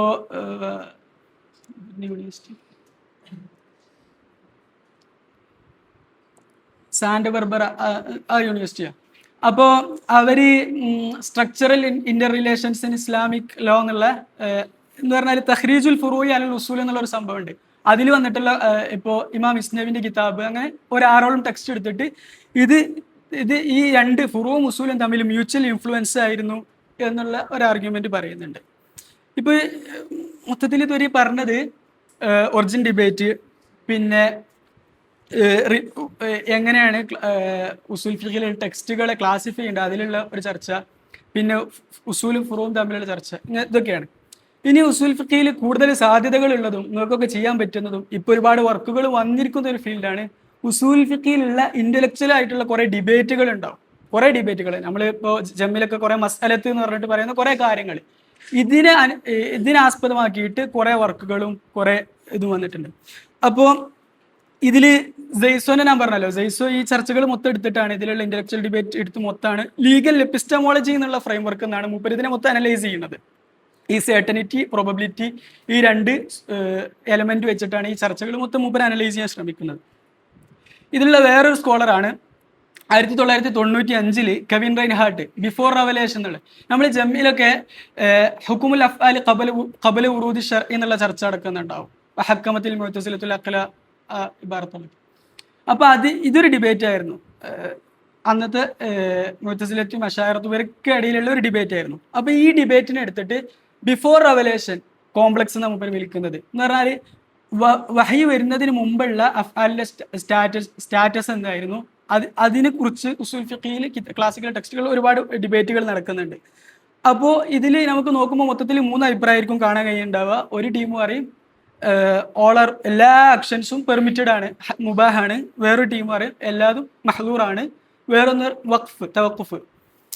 അപ്പോൾ ഇതില് ശരിക്കും ഈ ഡിബേറ്റിന്റെ റെലവൻസ് എന്തായിരുന്നു എന്നുള്ളതുണ്ട്. കാരണം വഹീന് മുമ്പുള്ള ബിഫോർ റെവലേഷൻ ആയിട്ടുള്ള ഈ ഒരു ചർച്ച നടത്തുന്നതിന്റെ റെലവൻസ് എന്തായിരുന്നു എന്നുള്ളത്. കാരണം അതിന് ഒരു പ്രാക്ടിക്കൽ ആയിട്ടുള്ള യൂട്ടിലിറ്റി ഉണ്ടോ എന്നുള്ള ഒരു ചർച്ച. അപ്പൊ അതില് റൈൻഹാർട്ട് മുന്നോട്ട് വെക്കുന്ന ഒരു ഐഡിയ എന്താ വെച്ചാൽ അവിടെ പെർമിറ്റഡ് ആണ് മൊത്തത്തിൽ ഈ ഡിബേറ്റ് സ്കോപ്പ് ഓഫ് റെവലേഷന്റെ ഏത് എക്സ്റ്റെന്റ് വരെ റെവലേഷന് വഹീന് റീച്ച് ഉണ്ട് എന്നുള്ള ഡിബേറ്റുമായി ബന്ധപ്പെട്ട് കിടക്കുന്നതായിരുന്നു. ഇപ്പൊ മുമ്പ് ഈ ഷുക്രുൽ മുൻഇം ഈ ചർച്ചകളൊക്കെ അതിലേക്ക് കൊണ്ടുവരുന്നുണ്ട്. അപ്പൊ അതില് ആരൊക്കെയാണോ ബിഫോർ റെവലേഷന്റെ മുമ്പ് പെർമിറ്റഡ് ആണെന്ന് പറയുന്നത് ഓലെ സംബന്ധിച്ചിടത്തോളം വഹി ഇല്ലാത്തൊരു കേസ് വരുമ്പോൾ അത് അതിന്റെ അസ്ലു മുബാഹാണ് എന്ന് എടുക്കേണ്ടി വരും. അതേസമയം ബിഫോർ റെവലേഷന് പീരീഡിൽ ആരൊക്കെയാണ് എല്ലാ ആക്ഷൻസും പ്രൊഹിബിറ്റഡ് ആണെന്ന് പറയുന്നത് അവരെ സംബന്ധിച്ചിടത്തോളം പോസ്റ്റ് റെവലേഷൻ പീരീഡിലും വഹി ഇല്ലാത്ത അല്ലെങ്കിൽ റെവലേഷന് ടച്ച് ചെയ്യാത്ത ഒരു വിഷയത്തിൽ അതിന്റെ അസ്ലു റൂളിംഗ് ആയിട്ട് എന്തെടുക്കേണ്ടി വരും, പ്രൊഹിബിഷൻ എടുക്കുക, ഇങ്ങനെ ഒരു സാധനം. അപ്പൊ സ്കോപ്പ് ഓഫ് റെവലേഷനുമായി ബന്ധപ്പെട്ട് കിടക്കുന്നതായിരുന്നു ഈ ഡിബേറ്റ് എന്ന് മൊത്തത്തിൽ മൂപ്പര് പറയുന്നുണ്ട്. പിന്നെ ഇതേ ഒരു ഡിബേറ്റ് തന്നെ ഇതിന്റെ വേറെ ഡയമെൻഷൻ അനലൈസ് ചെയ്യണേ നാച്ചുറൽ ലോ തിയറീസ് എന്നുള്ള അൻവർ ഈമോൻ, ഇപ്പൊ ടൊറന്റോയിലാണ് എൻ്റെ ഓർമ്മ, അല്ലെങ്കിൽ ടൊറന്റോയിൽ മൂപ്പര് PhD ചെയ്തത്. അപ്പോൾ അൻവർ ഈമോന് ഈ നാച്ചുറൽ ലോ എന്നുള്ള ഒരു സംഭവം ഉണ്ട് എന്ന് പറഞ്ഞാൽ അത് ലോ അല്ലെങ്കിൽ ഗുഡ് ബാഡ്. ഇപ്പോൾ ഹുസ്നു ഖുബ്ഹ് എന്നുള്ള ഈ ചർച്ചകൾ മൊത്തം എത്തിക്സിലാണ് വരുന്നത്, അല്ലെങ്കിൽ കണ്ടംപററി എത്തിക്സിലുള്ള കുറേ ഡിബേറ്റിനോട് ഡയലോഗ് വെച്ച് അതിന് കുറേ ഡിബേറ്റുകളോട് എൻഗേജ് ചെയ്തിട്ടാണ് ഈ ചർച്ചകളൊക്കെ നടക്കുന്നത്.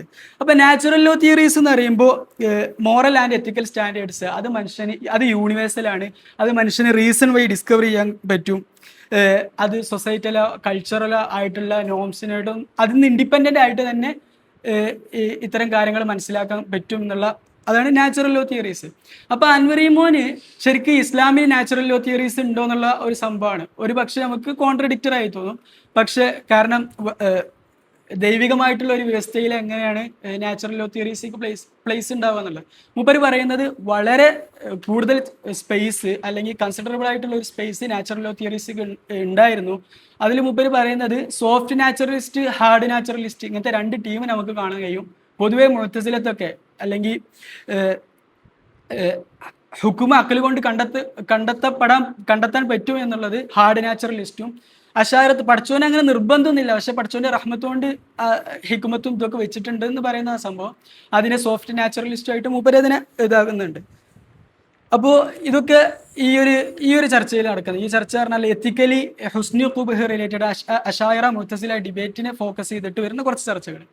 ഇനി ഇതേ സമയം ഇതിന്റെ വേറൊരു ഉസൂൽ ഫിഖിലുള്ള കണ്ടംപററി അക്കാദമിയിലുള്ള വേറൊരു സാധനമാണ് ലാംഗ്വേജ് റിലേറ്റഡ്. കാരണം ഉസൂൽ ഫിഖിന് കുറേ സംഭവങ്ങൾ അല്ലെങ്കിൽ ജംഇൽ തന്നെ കിതാബു സുന്നത്ത് വന്നാൽ പിന്നെ അൽഫാദ്, വേർഡുകൾ, ലാംഗ്വേജ് എങ്ങനെയാണ് ഓപ്പറേറ്റ് ചെയ്യുന്നതുമായി ബന്ധപ്പെട്ട ചർച്ചയാണ്. അപ്പോൾ അതിലുള്ള ഒരു പ്രധാനപ്പെട്ട സ്കോളറാണ് ബെർണാഡ് വെയ്സ്, കേട്ടിട്ടുണ്ടാവും. അപ്പോൾ ബെർണാഡ് വെയ്സ് മൂപ്പര് മൊത്തം കരിയർ ഉസൂൽ ഫിഖിൽ എങ്ങനെ ലാംഗ്വേജ് ഓപ്പറേറ്റ് ചെയ്യുന്നതിന് വേണ്ടിയിട്ട് ഡെഡിക്കേറ്റ് ചെയ്തെന്ന് പറഞ്ഞാൽ അതൊരു അതിശയോക്തി ആവില്ല. അപ്പോൾ മൂപ്പര് PhD ഒക്കെ 70കളിൽ ആ ടൈമിൽ വരുന്നത് ലുഗ എന്നുള്ള ലുഗ മൗദുഅ ആണോ തൗഖീഫി ആണോ ഇസ്തിസ്ലാഹി ആണോ എന്നുള്ള ചർച്ച ഉണ്ട്, അതിലേക്കാണ്. പിന്നെ അതിലേക്ക് മൂപ്പര് സൊസ്യൂർ അവരുടെ കുറേ സംഭവങ്ങൾ ഇതൊക്കെ കൊണ്ടുവരുന്നുണ്ട് ഫിലോസഫി ഓഫ് ലാംഗ്വേജിൽ. പിന്നെ വെയ്സിന്റെ തന്നെ പ്രധാനപ്പെട്ട ഒരു സംഭാവന ഉസൂൽ ഫിഖിൽ 3 ടെക്സ്റ്റ് ആയിരിക്കും. കണ്ടംപററി അല്ല, ഒന്നും കൂടി നിങ്ങൾക്ക് തിയററ്റിക്കൽ ആയിട്ടുള്ള സാധനങ്ങൾ ഇതൊക്കെ മനസ്സിലാക്കണമെങ്കിൽ 3 ടെക്സ്റ്റുകളാണ് സജസ്റ്റ് ചെയ്യുക. ഒന്ന് സെയ്സോന്റെ ദി എക്കോണമി ഓഫ് സെർട്ടനിറ്റി, അതൊന്നും കൂടി ഭയങ്കര ഫിലോസഫിക്കലാണ്, ഒന്നുകൂടി നല്ല അനലിറ്റിക്കലാണ്, കൂടുതൽ ശ്രദ്ധ കൊടുത്ത് വായിക്കേണ്ട, നമ്മൾ കിതാബ് ഓതുന്ന അതേപോലെ വായിക്കേണ്ട ഒരു ടെക്സ്റ്റാണത്. ഒന്നും കൂടി ബിഗിനേഴ്സിന് മനസ്സിലാക്കാൻ, അതിൻ്റെ ഒരു ഹിസ്റ്ററി സാധനങ്ങളൊക്കെ മനസ്സിലാക്കാൻ നിങ്ങൾക്ക് കിതാബിൽ നിന്ന് കിട്ടും കേട്ടോ. ഈ ഒരു എങ്ങനെയാണ് ഇവിടെ ഡിബേറ്റുകൾ നടക്കുന്നുണ്ട് എന്നുള്ളത് മനസ്സിലാക്കാൻ വേണ്ടിയിട്ടാണ്. ഇതിനൊരു ഡിസ്ക്രിപ്റ്റീവ് വശം നിങ്ങൾക്ക് ഒന്ന് കിട്ടുക ഹല്ലാക്കിൻ്റെ ഹിസ്റ്ററി ഓഫ് ഇസ്ലാമിക് ലീഗൽ തിയറീസിന്, അതൊന്നുകൂടി സിമ്പിളാണ്. ഇതിൻ്റെ രണ്ടിൻ്റെ ഇടയിലുള്ള ഒരു മീഡിയം ടെക്സ്റ്റ് ആയിട്ട് നിങ്ങൾക്ക് the search for God's law എന്നുള്ള ആമിദ് ഇമാമിൻ്റെ ഇഹ്കാമിനെ ബേസ് ചെയ്തിട്ടാണ്. അതിൻ്റെ ഫുള്ളായിട്ടുള്ള ട്രാൻസ്ലേഷൻ അല്ല, ഒന്നും കൂടി ചർച്ചകൾ പാരഫ്രൈസ് ചെയ്തുകൊണ്ട് ചിലയിടത്ത് കൈകടത്തുകളൊക്കെ ചെയ്തിട്ട് ബെർണാഡ് വെയ്സിന്റെ ഇംഗ്ലീഷിൽ അവൈലബിൾ ആയിട്ടുള്ള വർക്കാണ്, നല്ല കട്ടിയുള്ള. അതിന്റെ പുതിയ എഡിഷൻ 2010 ഇറങ്ങിയിട്ടുണ്ട്. അപ്പോൾ ഈ ചർച്ചകൾ അപ്പോൾ ആമിദ് ഇമാമിന്റെ ഇഹ്കാം ബേസ് ചെയ്തിട്ടാണ് ബെർണാഡ് വെയ്സ്, അല്ലെങ്കിൽ ആമിദ് ഇമാമിന് മൂപ്പര് അദ്ദേഹത്തിന്റെ കരിയർ ഡിവോട്ട് ചെയ്തു എന്ന് പറഞ്ഞാലും അത് അതിശയോക്തിയാവില്ല. ബെർണാഡ് വെയ്സിന്റെ മരിച്ചുപോയി. പിന്നെ 2 ഉസൂൽ ഫിഖിലുള്ള 2 studies in Islamic legal theory എന്നുള്ള 2 എഡിറ്റഡ് വോളിയം ബ്രില്ലിൻ്റെ ഇറങ്ങിയിട്ടുണ്ട്. ഒന്ന് 2002 എന്ന് തോന്നുന്നു, അത് ബെർണാഡ് വെയ്സിനെയാണ് എഡിറ്റ് ചെയ്യുന്നത്. രണ്ടാമത് ബെർണാഡ് വെയ്സിന്റെ ഹോണർ ഓഫ് അക്കാദമിയിലുള്ള സംഭവമാണ്. ഓരോരുത്തരെ ബഹുമാനിച്ചുകൊണ്ട് അവരെ സ്റ്റുഡൻസോ അല്ലെങ്കിൽ അവരെ സഹപ്രവർത്തകരൊക്കെ പുസ്തകങ്ങൾ ഇറക്കുന്നത്. അപ്പോൾ ബെർണാഡ് വെയ്സിന് honour of Bernard Weiss studies in Islamic legal theory എന്നുള്ള രണ്ടാമതൊരു പുസ്തകം 2013 ആ ഒരു ടൈമിലായിട്ട് ഇറങ്ങിയിട്ടുണ്ട്. കെവിൻ റൈൻഹാർട്ടും പിന്നെ റോബർട്ട് ഗ്ലീവോ ഒക്കെ എഡിറ്റ് ചെയ്തിട്ടുള്ള. അപ്പോൾ ഈ 2 വർക്കിൽ ഒരുപാട് ആർട്ടിക്കിൾ ഉണ്ട്, പ്രധാനപ്പെട്ട ഈ ഫീൽഡിലുള്ള സ്കോളേഴ്സ് എഴുതിയിട്ടുള്ള ഒരുപാട് ആർട്ടിക്കിൾ ഉണ്ട്, നിങ്ങൾക്ക് അത് നോക്കാവുന്നതാണ്. പിന്നെ ഈ ഒരു ഓപ്പറേഷൻ ഓഫ് ലാംഗ്വേജിൽ വേറൊരു സ്കോളറാണ് മുഹമ്മദ് യൂനിസ് അലി. അദ്ദേഹം ഇപ്പോൾ ദോഹ ഇൻസ്റ്റിറ്റ്യൂട്ടിൽ, ഖത്തറിലെ ദോഹ ഇൻസ്റ്റിറ്റ്യൂട്ടിൽ വർക്ക് ചെയ്യുന്നുണ്ട്. ഇപ്പോൾ ഒന്നുകൂടി ലാംഗ്വേജിലുള്ള പ്രാഗ്മാറ്റിക്സ്, സെമാൻറ്റിക്സ്, ഈ 2 സംഭവങ്ങളുണ്ട്. ഇതിൻ്റെ ഒരു എന്നിട്ട് എങ്ങനെയാണ് നമ്മൾ ഈ ഹഖീഖത്ത്, മജാസ് ചർച്ചകളൊക്കെ എങ്ങനെ മുന്നോട്ട് പോകുന്നതാണ് മൂപ്പർ അന്വേഷിക്കാൻ ശ്രമിക്കുന്നത്. അത് ഇബ്നു തൈമിയ്യന്റെ അണ്ടർസ്റ്റാൻഡിങ് ഓഫ് ലാംഗ്വേജ് അല്ലെങ്കിൽ understanding of operation of language, അത് വേറെ തന്നെ ഒരു സംഭവമാണ്.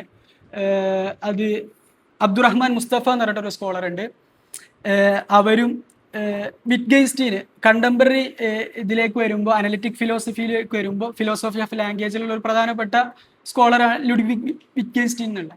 അപ്പോൾ വിറ്റ്ഗെൻസ്റ്റീന് മൂപ്പരെ ലാംഗ്വേജുമായി ബന്ധപ്പെട്ട കുറേ ഐഡിയാസ് ഉണ്ട്. എന്ന് പറഞ്ഞാൽ അരിസ്റ്റോട്ടിയൽ ലോജിക്കിനെയും ഇതിനൊക്കെ അറ്റാക്ക് ചെയ്തിട്ടുള്ള ഒരു സംഭവമാണ് വിറ്റ്ഗെൻസ്റ്റീൻ്റെ ലോജിക്ക് ലാംഗ്വേജുമായി ബന്ധപ്പെട്ടുള്ള ചർച്ചകൾ. ഒരേ സമയം വിറ്റ്ഗെൻസ്റ്റീനും ഇബ്നു തൈമിയയും തമ്മിൽ ഒരുപാട് സാമ്യതകൾ കണ്ടെത്താൻ കഴിയും. അത് ഒരു പക്ഷേ ഇവർ രണ്ടാളും അരിസ്റ്റോട്ടിയൽ ലോജിക്കിനെ അറ്റാക്ക് ചെയ്യുന്നതൊക്കെ ഇതിലൊരു സിമിലിയർ ആയിട്ടുള്ള ഇതായിരിക്കും. പിന്നെ എങ്ങനെയാണ് ഇബ്നു തൈമിയയും വിറ്റ്ഗെൻസ്റ്റീനും തമ്മിൽ എങ്ങനെ ഒരു ഡയലോഗ് സാധ്യമാവുക എന്നുള്ള കുറച്ച് ആലോചനകളൊക്കെ മൂപ്പര് അതിന് മുന്നോട്ട് വെക്കുന്നുണ്ട്. പിന്നെ ഈ ഒരു ലാംഗ്വേജിൽ തന്നെ വരുന്ന പ്രധാനപ്പെട്ട ഒരു സ്കോളറാണ് David Vishanoff, the formation of Islamic hermeneutics എന്നുള്ള 2004 മൂപ്പര് PhD ഡെവലപ്പ് ചെയ്തിട്ടുള്ള ഒരു പുസ്തകമാണ്. അതിൽ ഒന്നും കൂടി ഈ കാര്യമായിട്ടുള്ള ചർച്ചകൾ ഇതാണ്. ഈ അമ്ര, നഹി, മുത്തലഖ് ഈ ചർച്ചകളുണ്ടല്ലോ ജമ്മിലുള്ള, ഇതിൻ്റെ ഒരു തിയററ്റിക്കൽ ആയിട്ടുള്ള കുറേ ഡയമെൻഷൻസിനെ മൂപ്പര് അനലൈസ് ചെയ്യാൻ ശ്രമിക്കുകയാണ്. അത് ഇബ്നു ഹസ്ം ഉണ്ട്, ഇമാം അബൂബക്കർ അൽ ബാഖിലാനി ഉണ്ട്, പിന്നെയും ഒരുപാട് സ്കോളേഴ്സിലൂടെ വെച്ചിട്ട് മൂപ്പര് പറയുന്ന ലോ ഓറിയന്റഡ് പാരഡൈം, ഇങ്ങനെ ഒരു സംഭവങ്ങൾ മുന്നോട്ട് വെക്കുന്നുണ്ട്. അപ്പോൾ ഇതിലും മൂപ്പര് J.L. ഓസ്റ്റിൻ എന്നുള്ള ഫിലോസഫി ഓഫ് ലാംഗ്വേജിലുള്ള അല്ലെങ്കിൽ അനലിറ്റിക് ഫിലോസഫിയിലുള്ള ഒരു സ്കോളറാണ്. അദ്ദേഹത്തിൻ്റെ തിയറി ഓഫ് സ്പീച്ച് ആക്ട്. അപ്പോൾ ഈ ഖിതാബുള്ള എന്നുള്ള സംഭവമാണല്ലോ നമ്മൾ മൊത്തം ഈ ജമ്മിയിൽ മൊത്തം ചർച്ച നടക്കുന്നത്, അല്ലെങ്കിൽ ഉസൂൽ ഫിഖിന്റെ ടെക്സ്റ്റിൽ മൊത്തം ചർച്ച നടക്കുന്നത്. അപ്പോൾ ഇതിനെ J.L. ഓസ്റ്റിന്റെ തിയറി ഓഫ് സ്പീച്ച് ആക്റ്റുമായിട്ട് കണക്ട് ചെയ്തിട്ടാണ് ഇതിനെ അനലൈസ് ചെയ്യാൻ ശ്രമിക്കുന്നത്, അല്ലെങ്കിൽ അതിൽ നിന്ന് കുറേ സംഭവങ്ങൾ ഇൻസ്പയർഡ് ആയിട്ടാണ്. ഇപ്പോൾ ഈ സിമ്പിളായിട്ട് ഈ ഓസ്റ്റിന്റെ തിയറി ഓഫ് സ്പീച്ച് ആക്ട് എന്ന് പറഞ്ഞാൽ സ്പീച്ച് ആക്റ്റുകളാണ്. എന്ന് പറഞ്ഞാൽ സ്പീച്ച് ഒരിക്കലും എന്തല്ല ഡിസ്ക്രൈബ് ചെയ്യില്ല, ഉള്ളൊരു റിയാലിറ്റിയെ ഡിസ്ക്രൈബ് ചെയ്യുക മാത്രമല്ല ചെയ്യണത്. അത് ചിലപ്പോൾ എന്താവുക ഉള്ള ലീഗൽ റിയാലിറ്റിയെ അല്ലെങ്കിൽ ഉള്ള നിലവിൽ നിലനിൽക്കുന്ന സോഷ്യൽ റിയാലിറ്റിയെ എന്താവുക ചേഞ്ച് ചെയ്യുക. ഇപ്പോൾ നമ്മൾ കിതാബിലൊക്കെ കാണുന്ന അല്ലെങ്കിൽ ഫിഖിൻ്റെ ഒരുപാട് ഉദാഹരണങ്ങൾ കാണാൻ കഴിയും. ഇപ്പോൾ തൊല്ലഖ്തുക അല്ലെങ്കിൽ നക്കഹ്തുക അങ്ങനെ പറയുമ്പോൾ അവിടെ എന്താണ് ഒരു അതുവരെ ഉണ്ടായിരുന്ന ഒരു സോഷ്യൽ റിയാലിറ്റിയിൽ നിന്നും മാറിയിട്ട് ഒരു പുതിയ റിയാലിറ്റി വരികയാണ്. അപ്പോൾ അതുവരെ ഉണ്ടായിരുന്ന ഒരു റിലേഷൻഷിപ്പ് എന്താവാണ് മുറിഞ്ഞു പോവുകയാണ്, അല്ലെങ്കിൽ പുതിയൊരു ബന്ധം വരികയാണ്. അപ്പോൾ ഈ ഒരു സംഭവം ഉണ്ടല്ലോ, ഒരു സ്പീച്ച് ആക്ട് എങ്ങനെയാണ് ഒരു പുതിയ റിയാലിറ്റിയെ കൺസ്ട്രക്ട് ചെയ്യണമെന്നുള്ളത്, നമ്മൾ ഖബർ ഇൻഷാ എന്നൊക്കെ പറയുന്ന അതിൻ്റെ വേറെ കുറേ ചർച്ചകൾ. അപ്പോൾ ഇതിൻ്റെ ലൈറ്റിൽ വെച്ചിട്ടാണ് അല്ലെങ്കിൽ ഈ റിലേറ്റഡ് ആയിട്ടുള്ള ഡിബേറ്റുകൾ ഡിസ്കഷൻ അതിൽ കുറേ ഇൻസ്പയർഡ് ആയിട്ടാണ് അദ്ദേഹം the formation of Islamic hermeneutics എന്നുള്ള അദ്ദേഹത്തിൻ്റെ വർക്ക് മുന്നോട്ട് കൊണ്ടുപോകുന്നത്. അതിലൊന്നുകൂടി ലീഗൽ ഹെർമെനൂട്ടിക്സ് എന്നുള്ള പെർസ്പെക്റ്റീവ് എന്നാണ് ഉപരത്തിനോട് എൻഗേജ് ചെയ്യുന്നത്. ഇനി 2-3 കാര്യങ്ങൾ കൂടി പറഞ്ഞിട്ട് ടോക്ക് അവസാനിപ്പിക്കാമായിരുന്നു. പിന്നെ ഇതിലുള്ള വേറൊരു ചർച്ചയാണ് ലീഗാലിറ്റി വേഴ്സസ് മൊറാലിറ്റി എന്നുള്ളത്. അല്ലെങ്കിൽ ഒരേ സമയം ഉസൂൽ ഫിഖ്, ethics, legal philosophy, epistemology, theology ഇങ്ങനത്തെ സംഭവങ്ങളൊക്കെ ഉണ്ട്. അപ്പോൾ ഈ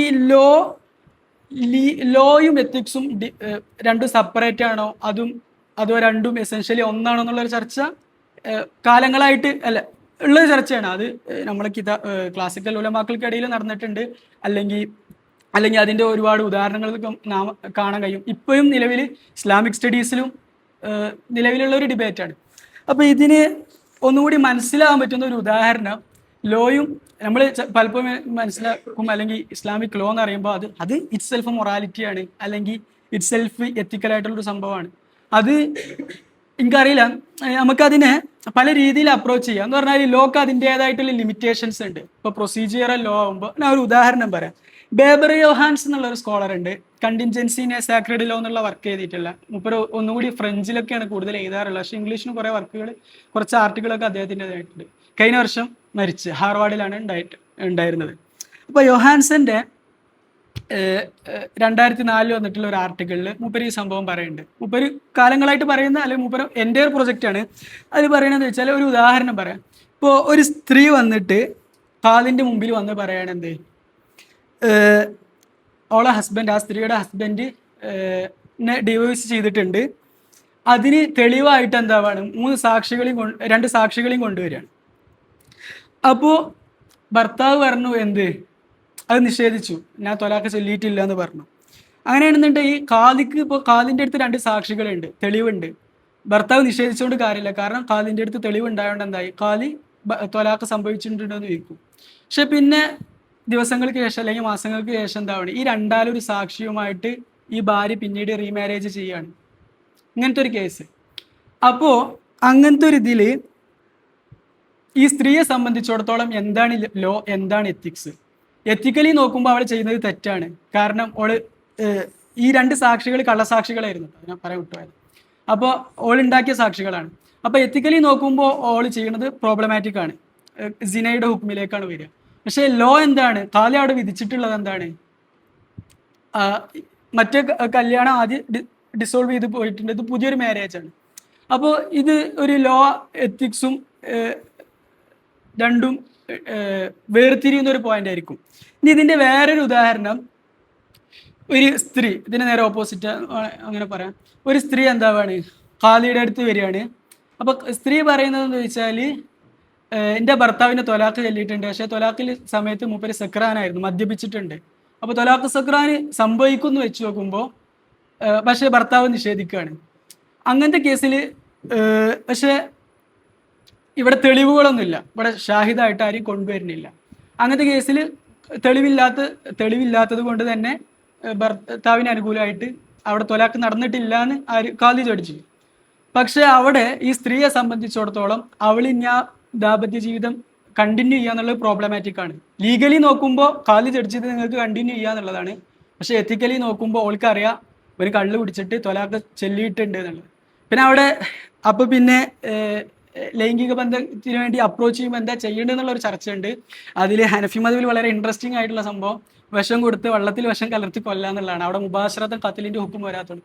അപ്പോൾ ഞാൻ പറയണമെന്ന് ചോദിച്ചാൽ, അപ്പോൾ ഈ ലോയും എത്തിക്സും ഇന്റർസെക്റ്റ് ചെയ്യുന്ന സ്ഥലങ്ങളുമുണ്ട്, ലോയും എത്തിക്സും ഡൈവേജ് ആവുന്ന സ്ഥലങ്ങളുമുണ്ട്.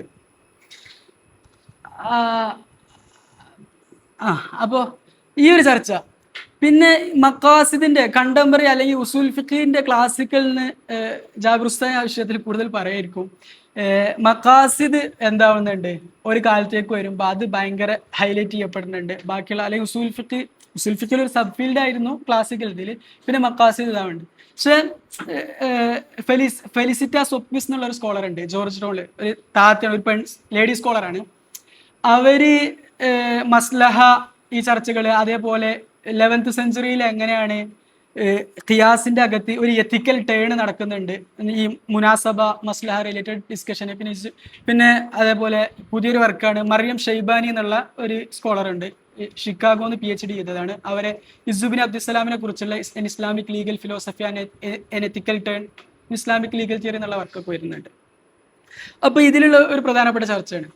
അപ്പോൾ എനിക്ക് തോന്നുന്നത് ഇതിൻ്റെ ആലോചനകളാണ് എന്ന് പറഞ്ഞാൽ, ഈ മക്കാസിദ് ഭയങ്കര ഇതാവാൻ കാരണം, അല്ലെങ്കിൽ ഉസൂൽ ഫിഖീനെ തന്നെ കുറെ റിഫോമിസ്റ്റുകളായിട്ടുള്ള ഉസൂൽ ഫിഖിന്റെ കുറെ ഡിബേറ്റുകൾ അത് അത്ര റെലവെന്റ് ആയിരുന്നില്ല. എന്നിട്ട് മക്കാസിദിനെ റിവൈവ് ചെയ്യാണ്, അല്ലെങ്കിൽ മക്കാസിദിലുള്ള ടെക്സ്റ്റുകളൊക്കെ. ഇപ്പോൾ അഹമ്മദ് അൽ ഷംസി തന്നെ ഷിക്കാഗോയിൽ ഞാൻ നേരത്തെ പറഞ്ഞ ഉപരി പറയുന്നത്, ക്ലാസിക്കൽ ടെക്സ്റ്റുകളൊക്കെ പലതും റീഡിസ്കവർ ചെയ്യപ്പെട്ടതാണ്.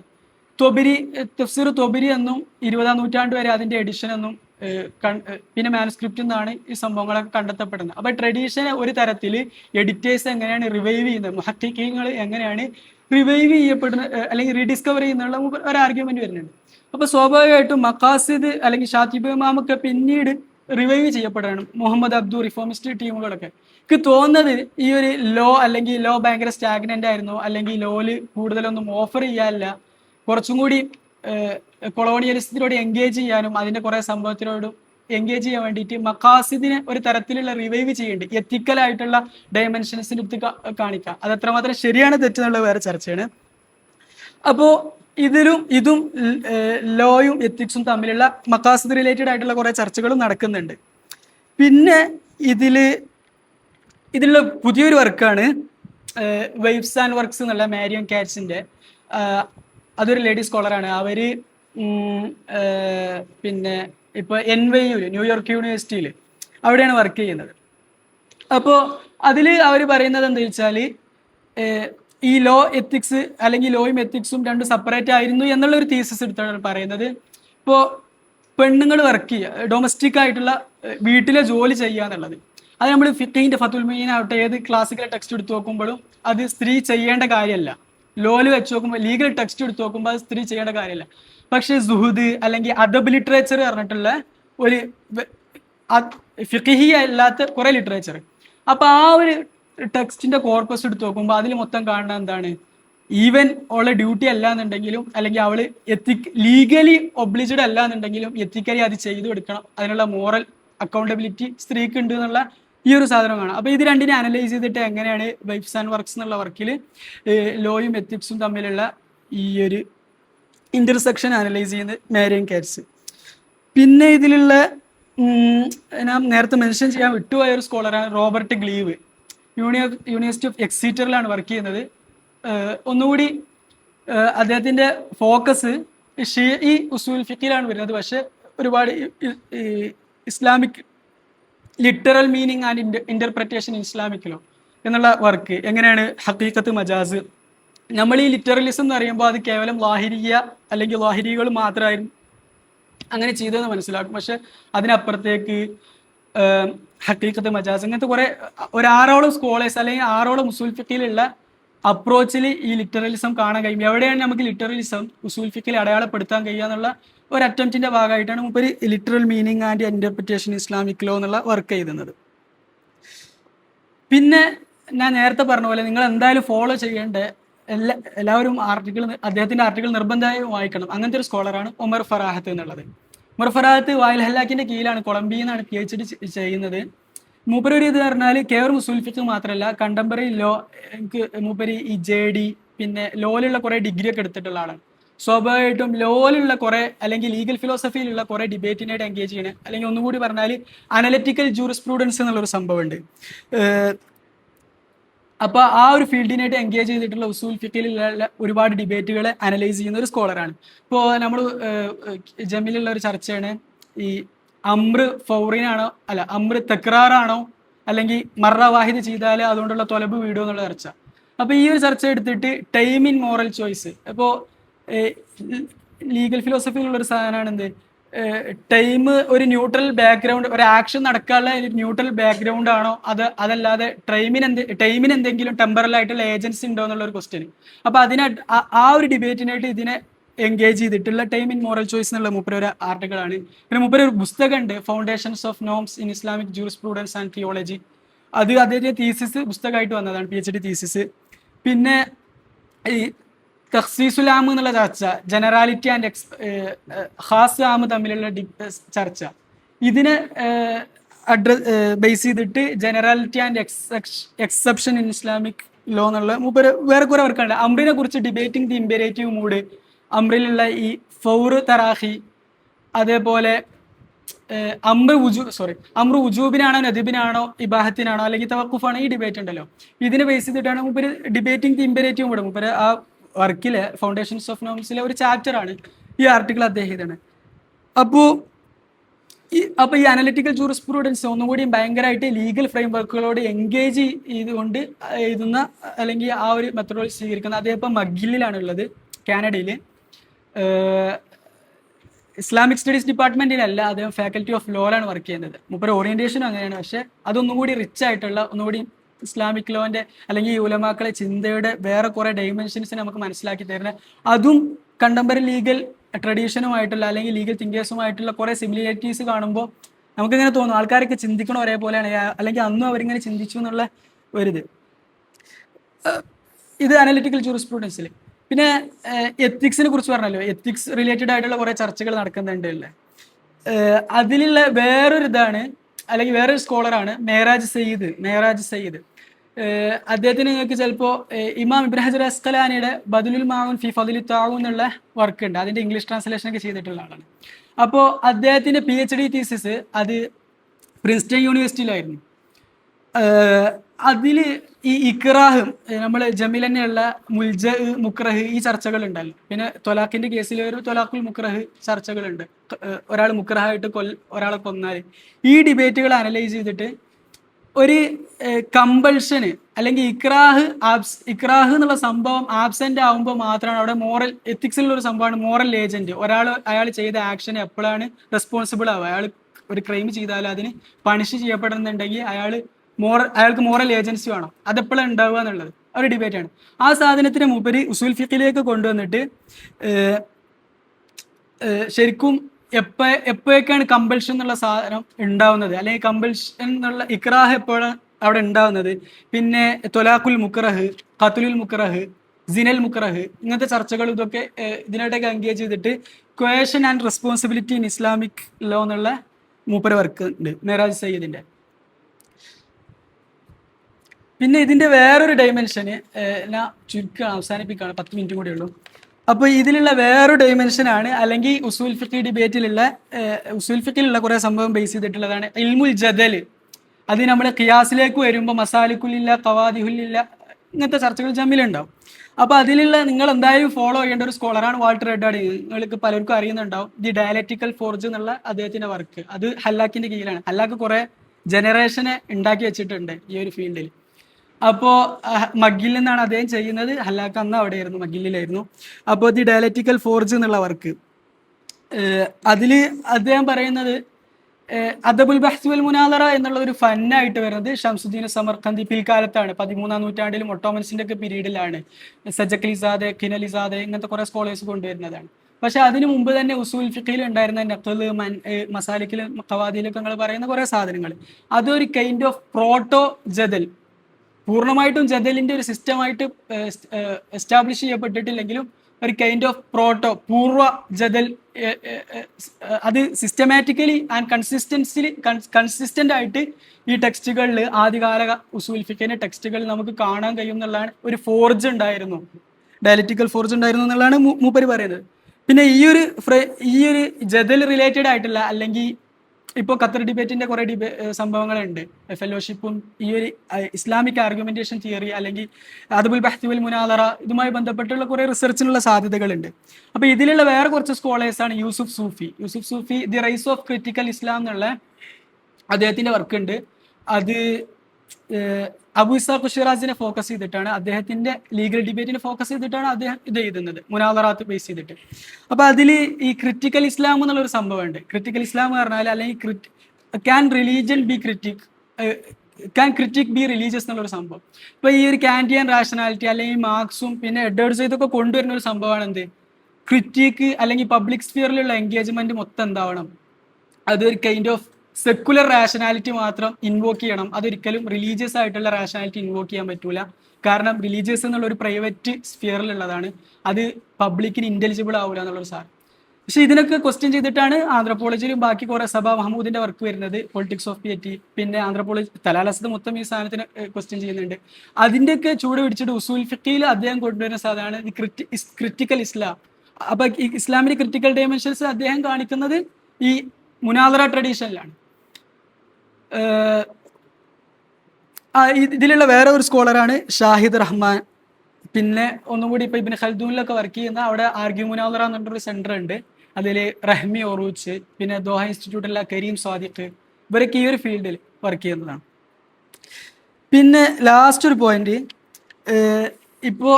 ഇപ്പോൾ നിലവിൽ ഒരുപാട് ചർച്ച ചെയ്യപ്പെട്ടുകൊണ്ടിരിക്കുന്ന ഒരു സംഭവമാണ് ദി ഇസ്ലാമിക് സെക്കുലർ എന്നുള്ള ഷെർമൻ ജാക്സന്റെ ഒരു പ്രൊജക്ട്. അപ്പോൾ ഇതും ഒരു നിലക്ക് ഉസൂൽ ഫിഖ് ഡിബേറ്റുമായി ബന്ധപ്പെട്ടതാണ്. കാരണം ജാക്സൺ ഡ്രോ ചെയ്യുന്നൊരു സംഭവം എന്താ വെച്ചാൽ, ഹലിൽ മുബാഹ് മുറുംബി എന്നുള്ളൊരു ചർച്ച ഉണ്ട്. മുബാഹ് എന്നുള്ള കാറ്റഗറി അത് അഹ്കാമു തക്ലീഫിൽ പെടും എന്നുള്ളൊരു ചർച്ച ഉണ്ട്. അതിനൊക്കെ ഡ്രോ ചെയ്തിട്ടാണ് എന്ന് പറഞ്ഞാൽ ശരിയാൻ്റെ റീച്ച് എത്രമാത്രം ഉണ്ടായിരുന്നു, ശരിയ ടോട്ടലിറ്റേറിയൻ ആയിരുന്നോ, ആൾക്കാർ എല്ലാ ആക്ഷനെയും ഗവേൺ ചെയ്യുന്ന ഒരു സംഭവമായിരുന്നോ, അല്ലെങ്കിൽ അങ്ങനെ ആയിരുന്നോ ക്ലാസിക്കൽ ഉലമാക്കൾ ശരിയെ കൺസെപ്ച്വലൈസ് ചെയ്തെന്നുള്ള ഒരു ഇത്. അപ്പോൾ ജാക്സൺ പറയുന്നത്, ജാക്സൺ 2017 ഈ article American journal of Islam and society ആ ജേണലിൽ പബ്ലിഷ് ചെയ്തു. ഇപ്പോൾ ആ പുസ്തകം നല്ല ഒരു കട്ടിയുള്ള 2023 ഇത്ര നല്ല ഒരു കുറെ പേജുകളുള്ള കുറെ എന്ന് പറഞ്ഞാൽ മൂപ്പരെ അതിന്റെ തിയറിയും പറയുന്നുണ്ട്. പിന്നെ അതിന്റെ എഫക്റ്റുകൾ എങ്ങനെയാണ് കണ്ടംപററി ലിബറൽ സിറ്റിസൺഷിപ്പ് ഇങ്ങനത്തെ കുറെ സംഭവങ്ങളിൽ എങ്ങനെയാണ് ഇത് വർക്ക് ചെയ്യുക എന്നുള്ളത് മൂപ്പരതിന്റെ സെക്കൻഡ് പാർട്ടിൽ പറയുന്നുണ്ട്. അപ്പൊ മൂപ്പര് പറയുന്നതെന്ന് വെച്ചാൽ ശരിയാക്കൊരു ലിമിറ്റ് ഉണ്ടായിരുന്നു, ഒരു ഹദ് ഉണ്ടായിരുന്നു, അതിനൊരു സെൽഫ് ഇമ്പോസ്ഡ് ആയിട്ടുള്ള ഒരു ലിമിറ്റ് ഉണ്ടായിരുന്നു എന്നുള്ളതാണ്. എന്ന് പറഞ്ഞാൽ ഇസ്ലാമിൽ നമ്മളിപ്പോൾ കണ്ടംപററി അല്ലെങ്കിൽ ഇന്നത്തെ പീരീഡിൽ മനസ്സിലാക്കുന്ന ഒരു കൈൻഡ് ഓഫ് സെക്കുലറിസം ഉണ്ട്. ആ സെക്കുലറിസം എന്ന് പറഞ്ഞാൽ as if God did not exist എന്നുള്ള ആ ഒരു അസംപ്ഷൻ വെച്ചിട്ടാണ്. ഗോഡ് ഇല്ലായിരുന്നുവെങ്കിൽ എങ്ങനെയായിരുന്നു, അല്ലെങ്കിൽ ഗോഡിന് ഒരു പ്ലേസും ഇല്ലാതെ. എന്നാൽ ഒരേ സമയം ശരിയാക്ക് ഒരു ബൗണ്ട്, ഒരു ഹദ്ദുണ്ട്.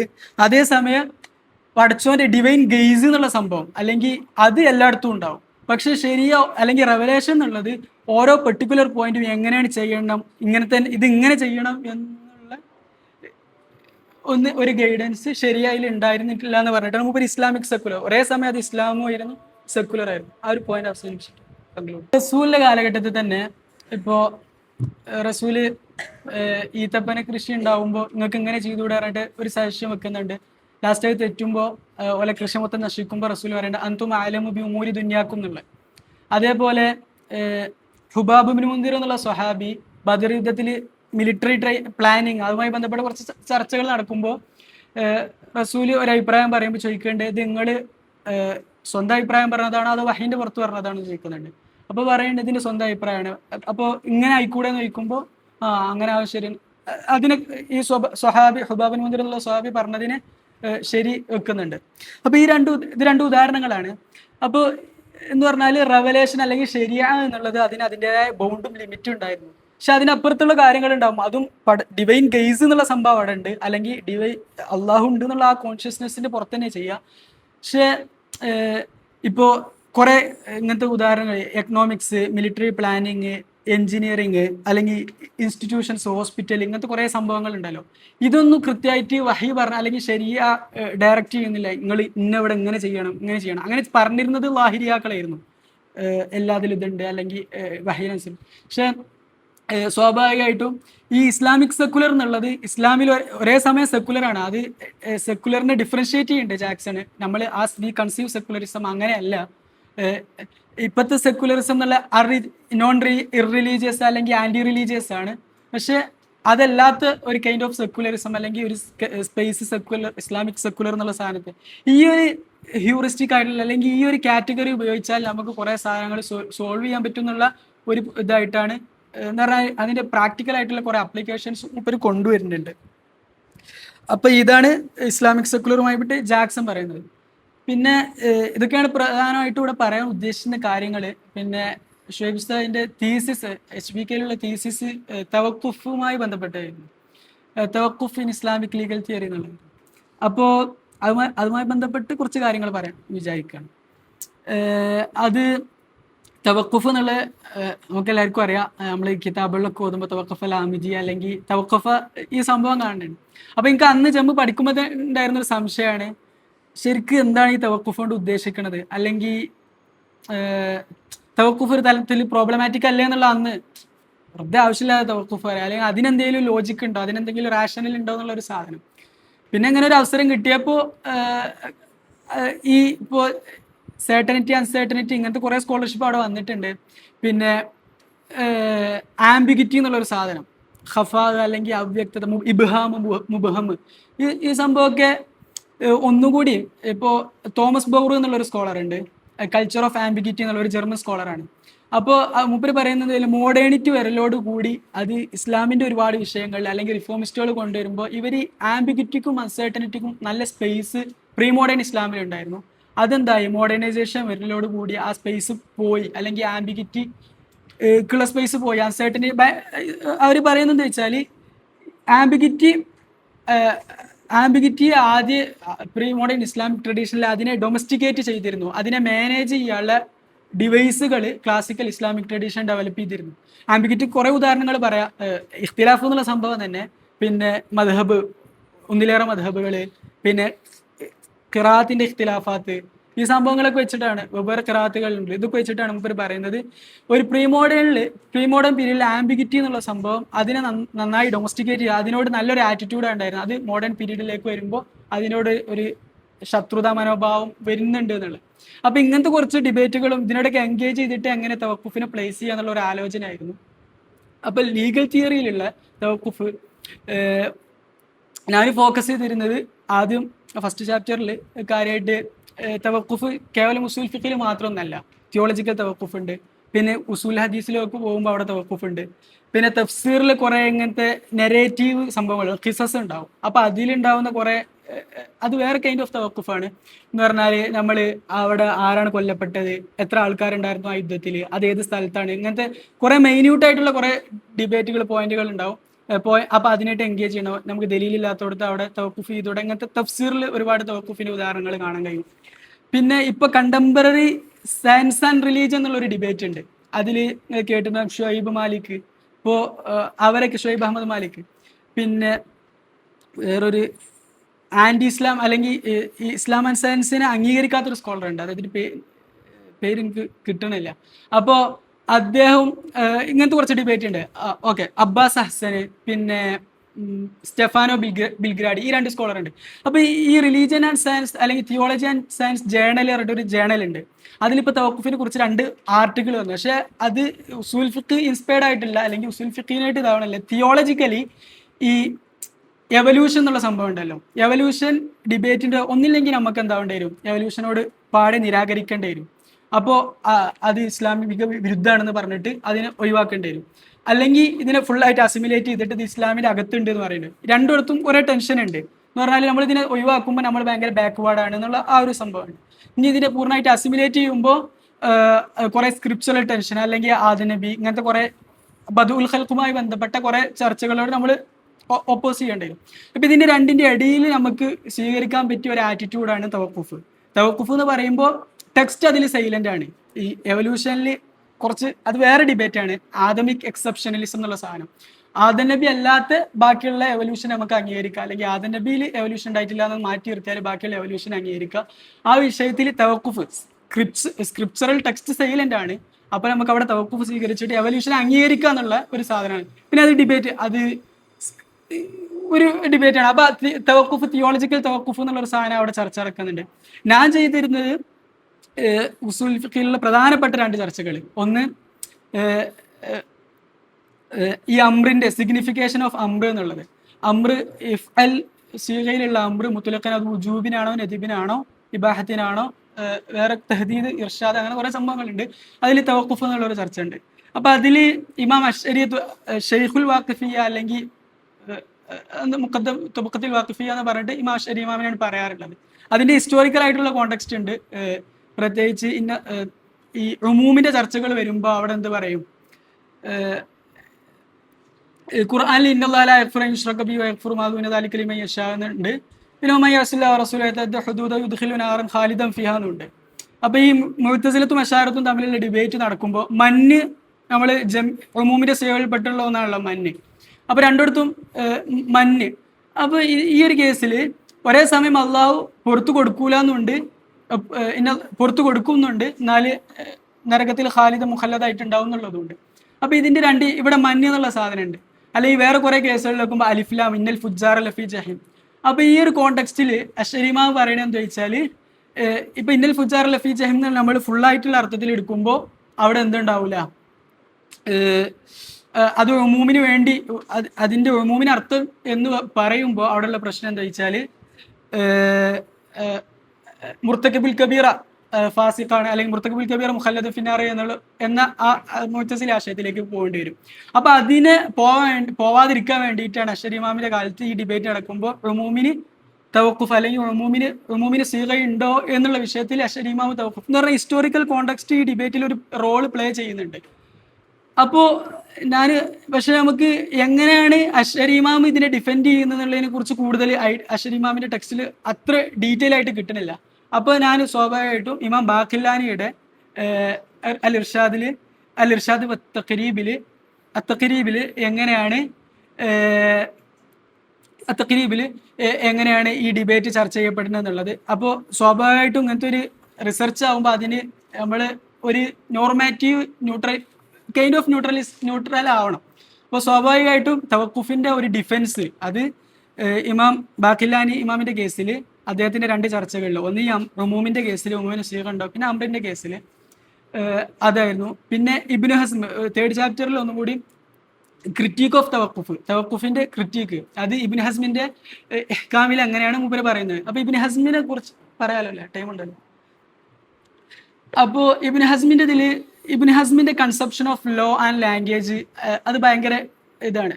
മാത്രമല്ല ഈ അഷ്അരി ഇമാമിന് അല്ല ബാഖിലാനി ഇമാമിന് കുറെ പറയാനുണ്ട്. മൂപ്പരെ അഷ്അരി തിയോളജിക്കൽ ഫ്രെയിം വർക്ക് അല്ലെങ്കിൽ ആ ഡിബേറ്റുകൾ ബാക്ക്ഗ്രൗണ്ടിലുണ്ട്. അതിന്റെ പുറത്തുനിന്നാണ് ഈ തവക്കുഫ് വരുന്നത്. പക്ഷെ പിന്നീട് ഈ തവക്കുഫ് എന്താവുണ്ട്, ബാക്കിലാനി ഇമാമ് പറയണത് വാക്കുകൾ മൊത്തം മുഷ്തറക്കാണ്, പിന്നെ അറബികളിൽ നിന്ന് ഈ വാക്കുകൾക്ക് വേണ്ടിയിട്ട് മാത്രമാണ് അല്ലെങ്കിൽ ഇന്നർത്ഥത്തിന് വേണ്ടി മാത്രം മൗദൂആണ് എന്നുള്ള രീതിയിൽ ഒരു ലിംഗ്വിസ്റ്റിക് എപ്പിസ്റ്റമോളജി എന്നുള്ള ആ ഒരു ആർഗ്യുമെന്റ് വെച്ചിട്ടാണ് അദ്ദേഹം തവക്കുഫിനെ ഡിഫെൻഡ് ചെയ്യുന്നത്. ഇബ്നു ഹസ്മിലേക്ക് വരുമ്പോൾ ഇബ്നു ഹസ്മിന്റെ conception of law and language Ibn Ashari conception of ഈ തിയോളജിക്കൽ ആയിട്ടുള്ള കുറെ ബഗേജ് ഉണ്ടായ കാരണത്താൽ തന്നെ ഒരു ആംബിഗ്യസ് ലാംഗ്വേജ് അല്ലെങ്കിൽ ആംബിഗിറ്റിക്ക് നല്ല സ്പേസ് അവിടെ കൊടുക്കുന്നുണ്ട്. പക്ഷെ ഇബ്നു ഹസ്മ് ലാഹിരിയാണ്, സ്വാഭാവികമായിട്ടും ക്ലാരിറ്റി ഓഫ് ലാംഗ്വേജ് എന്നുള്ള ഒരു പ്രധാനപ്പെട്ട ലാഹിരിയൻ പ്രിമൈസ് ആണ്. മാത്രമല്ല സേർട്ടനിറ്റി എന്നുള്ളത് എന്താണ് ഇബ്നു ഹസ്മിനെ സംബന്ധിച്ചിടത്തോളം ലാഹിരി ആയതുകൊണ്ട് വളരെ പ്രധാനപ്പെട്ടതാണ്. കാരണം മൂപ്പര് ഖിയാസിനെ ഇൻകാർ ചെയ്യുന്നുണ്ട്, ആദ്യം ഖിയാസിനെ ആദ്യം ഒഴിവാക്കി. പിന്നെ ഇജ്മാ സ്വഹാബത്തിന്റെ കാലഘട്ടത്തിലേക്ക് മാത്രം ചുരുക്കുന്നുണ്ട്, റിസ്ട്രിക്ട് ചെയ്യുന്നുണ്ട്. പിന്നെ ഖുർആനും സുന്നും ഖബർ വാഹിദിൽ മൂപ്പർക്ക് ഒരു വേറൊരു അണ്ടർസ്റ്റാൻഡിങ് ഓഫ് ഖബർ വാഹിദാണ്, അല്ലെങ്കിൽ അഖ്ബാറിനെ സ്വീകരിക്കുന്നിടത്ത് മൂപ്പർക്ക് അങ്ങനത്തെ ഒരു അഭിപ്രായമാണ്. സ്വാഭാവികമായിട്ടും ലോന്റെ സോഴ്സുകൾ ഭയങ്കര റിസ്ട്രിക്റ്റഡ് ആണ് മൂപ്പരുടെ കേസിൽ. വേറെ ബാക്കിയുള്ള സ്കോളേഴ്സിന് വർക്ക് ചെയ്യാൻ പറ്റുന്ന അത്ര സോഴ്സുകൾ ഇബ്നു ഹസ്മിനില്ല. അപ്പൊ ഇങ്ങനത്തെ കേസിൽ എന്താണ് ഇബ്നു ഹസ്മിനെ സംബന്ധിച്ചിടത്തോളം ഇബ്നു ഹസ്മി ഒരു ലിബറൽ സ്കോളർ ആയിരുന്നു എന്നുള്ളൊരു നെഗറ്റീവ് വരുന്നുണ്ട്. അത് വരാനുള്ള കാരണം ഇബ്നു ഹസ്മി പറയുന്നത് ലോ സൈലന്റ് ആയിടത്തൊക്കെ അല്ലെങ്കിൽ റെവലേഷൻ സൈലന്റ് ആയിടത്തൊക്കെ പിന്നെ നമ്മൾ എന്താവണം അൽ ലഫ് അല്ലെങ്കിൽ മത്റൂക്കാണ് അതിന്റെ അവസ്ഥ. അപ്പൊ മുബാഹ് ആ ഒരു ഇതെന്നാണ്. അതും ഇബ്നു ഹസ്മിൻ ഒരു ലിബറൽ സ്കോളർ ആയിരുന്നു അല്ലെങ്കിൽ ലിബറലിസം ഇബ്നു ഹസ്മിൻ ഉണ്ടായിരുന്നു എന്ന് പറയാനുള്ള ഒരു കാരണമായിട്ട് പറയുന്നുണ്ട്. പക്ഷെ ഞാൻ പറയുന്നത് ഈ സേർട്ടനിറ്റി ആൻഡ് ക്ലാരിറ്റി എന്നുള്ള ഈ രണ്ട് കാര്യങ്ങൾ ലോന്റെ സോഴ്സുകളുമായി റിലേറ്റ് ചെയ്ത് നോക്കുമ്പോൾ ലോ സേർട്ടൻ ആവണം അല്ലെങ്കിൽ ലോന്റെ സോഴ്സ് സേർട്ടൻ ആവണം എന്നുള്ളതും, പിന്നെ ലോന്റെ ലാംഗ്വേജിലേക്ക് വരുമ്പോൾ അത് ക്ലിയർ ആവണം. അത് ക്ലിയർ ആവണമെന്ന് അദ്ദേഹം പറയാനുള്ള കാരണം എന്താ വെച്ചാൽ അദ്ദേഹത്തിന് കൂടുതൽ സോഴ്സുകളില്ല വർക്ക് ചെയ്യാൻ. ആദ്യം ലോന്റെ സോഴ്സുകൾ റിസ്ട്രിക്ട് ചെയ്തു, അപ്പൊ കുറഞ്ഞ സോഴ്സുള്ളൂ. അപ്പൊ അതിലിനി തവക്കുഫും കൂടി പ്ലേസ് ചെയ്യുകയാണെന്നുണ്ടെങ്കിൽ പിന്നെ കാര്യങ്ങൾ തീരുമാനിക്കാൻ കഴിയൂല, അല്ലെങ്കിൽ അവിടെ പ്രാക്ടിക്കലി നോക്കുമ്പോൾ കുറെ ലിമിറ്റേഷൻസ് ഉണ്ട്. പിന്നെ ഖറായിന് നോക്കണം, അതിൽ ഖറായിൽ തന്നെ മൂപ്പർക്ക് കുറെ പ്രശ്നം ഉണ്ടാവും, കാരണം ആദ്യം ലോന്റെ സോഴ്സിനെ മൂപ്പർ റിസ്ട്രിക്ട് ചെയ്തുകൊണ്ട്. അപ്പൊ അവിടെ ഏറ്റവും പിന്നെ ലാംഗ്വേജിന്റെ എന്താണ്, ലാംഗ്വേജ് ക്ലിയർ ആണെന്നുള്ള ഒരു ലാഹിരി അസംഷൻ. ഇത് രണ്ടും വെച്ച് നോക്കുമ്പോൾ തവക്കുഫ് എന്നുള്ള ഒരു ആംബിഗസ് സ്പേസിലാണ് നിൽക്കുന്നത്. നമുക്ക് ഇവിടെ തീരുമാനം എടുക്കാൻ കഴിയൂല, ജഡ്ജ്മെന്റ് സസ്പെൻഡ് ചെയ്യാണ്. പക്ഷെ അപ്പൊ ആ ഒരു നിന്നാണ് മൂപ്പര് എന്താവണത് ഈ തവക്കുഫിനെതിരെ വേറെ കുറെ പറഞ്ഞിട്ടുണ്ട്. പക്ഷെ എനിക്ക് ഒന്നുകൂടി സിസ്റ്റമാറ്റിക് ആയിട്ടുള്ള ക്രിറ്റീക്ക്, അതിന് പ്രശ്നം നമുക്ക് പിന്നെ പറയാം. അപ്പോൾ ഇബ്നു ഹസ്മ് പറയുന്നത് എന്താ വെച്ചാൽ അമ്രു വുജൂബിന് വെക്കണം എന്ന് പറഞ്ഞാൽ അമ്രു കണ്ടാൽ അത് വുജൂബിന്, ഉമൂമ് കണ്ടാൽ അല്ലെങ്കിൽ ഉമൂമിന്റെ സീഗ കണ്ടാൽ അത് ഉമൂമിന് വെക്കണം. അപ്പോൾ മാക്സിമം ലോ റീച്ച് ഉണ്ടാവും. ഉമൂമ് പറയുമ്പോൾ ലോന്റെ സ്കോപ്പ് എന്ന് പറഞ്ഞാൽ ഈ രണ്ട് ഡിബേറ്റുകളും പ്രധാനമായിട്ട് മനസ്സിലാക്കാനുള്ളത്. ഉമൂമ് എന്നുള്ളത് സ്കോപ്പ് ഓഫ് ലോന്റെ റേഞ്ച് എത്ര മാത്രം ഉണ്ട്, ലോ എവിടേക്കൊക്കെ അപ്ലൈ ആവും, അതിൽ ഏതൊക്കെ ഫർദുകൾ വരും, ഏതൊക്കെ സമയത്തേക്ക് ഇത് അപ്ലൈ ആവും എന്നുള്ളതാണ് ഉമൂമ് എന്നുള്ള ചർച്ച. പിന്നെ അമ്രിന്റെ ചർച്ച എന്നുള്ള binding force of the law എന്താണ്, ബൈൻഡിങ് ആണ്. അത് ഒബ്ലിഗേഷൻ ഉജൂബിനാണെന്ന് പറയുമ്പോൾ ലോ ബൈൻഡിങ് ആണ്. ഇനി നെതുബാണെന്നുണ്ടെങ്കിൽ അത്ര തന്നെ ബൈൻഡിങ് അല്ല, അല്ലെങ്കിൽ ഇബാഹത്താണെന്ന് പറയുമ്പോൾ ഈ ചർച്ചകളാണ് ഇവിടെ പ്രധാനമായിട്ടുള്ളത്. അപ്പോൾ അമ്രിലേക്ക് വരുമ്പോൾ അത് ബൈൻഡിങ് ആണെന്നുള്ള രീതിയിൽ ഉജൂബിനും വെക്കണം, ഉമൂമിലേക്ക് വരുമ്പോൾ അത് ജനറാലിറ്റിക്കും വെക്കണം എന്നുള്ള അഭിപ്രായം ഇബ്നു ഹസ്മ് പറയുന്നത് ഇങ്ങനത്തെ കുറച്ച് അസംഷന്റെ പുറത്തുനിന്നാണ്. ആ ഒരു ഇതിന്ന് മൂപ്പര് തവക്കുഫിനെ ക്രിറ്റിക്ക് ചെയ്യുന്നുണ്ട്. ഈ രണ്ട് സാധനങ്ങൾ വെച്ചിട്ടായിരുന്നു തീസിസ് ചെയ്യുന്നത്. ക്വസ്റ്റ്യൻസ്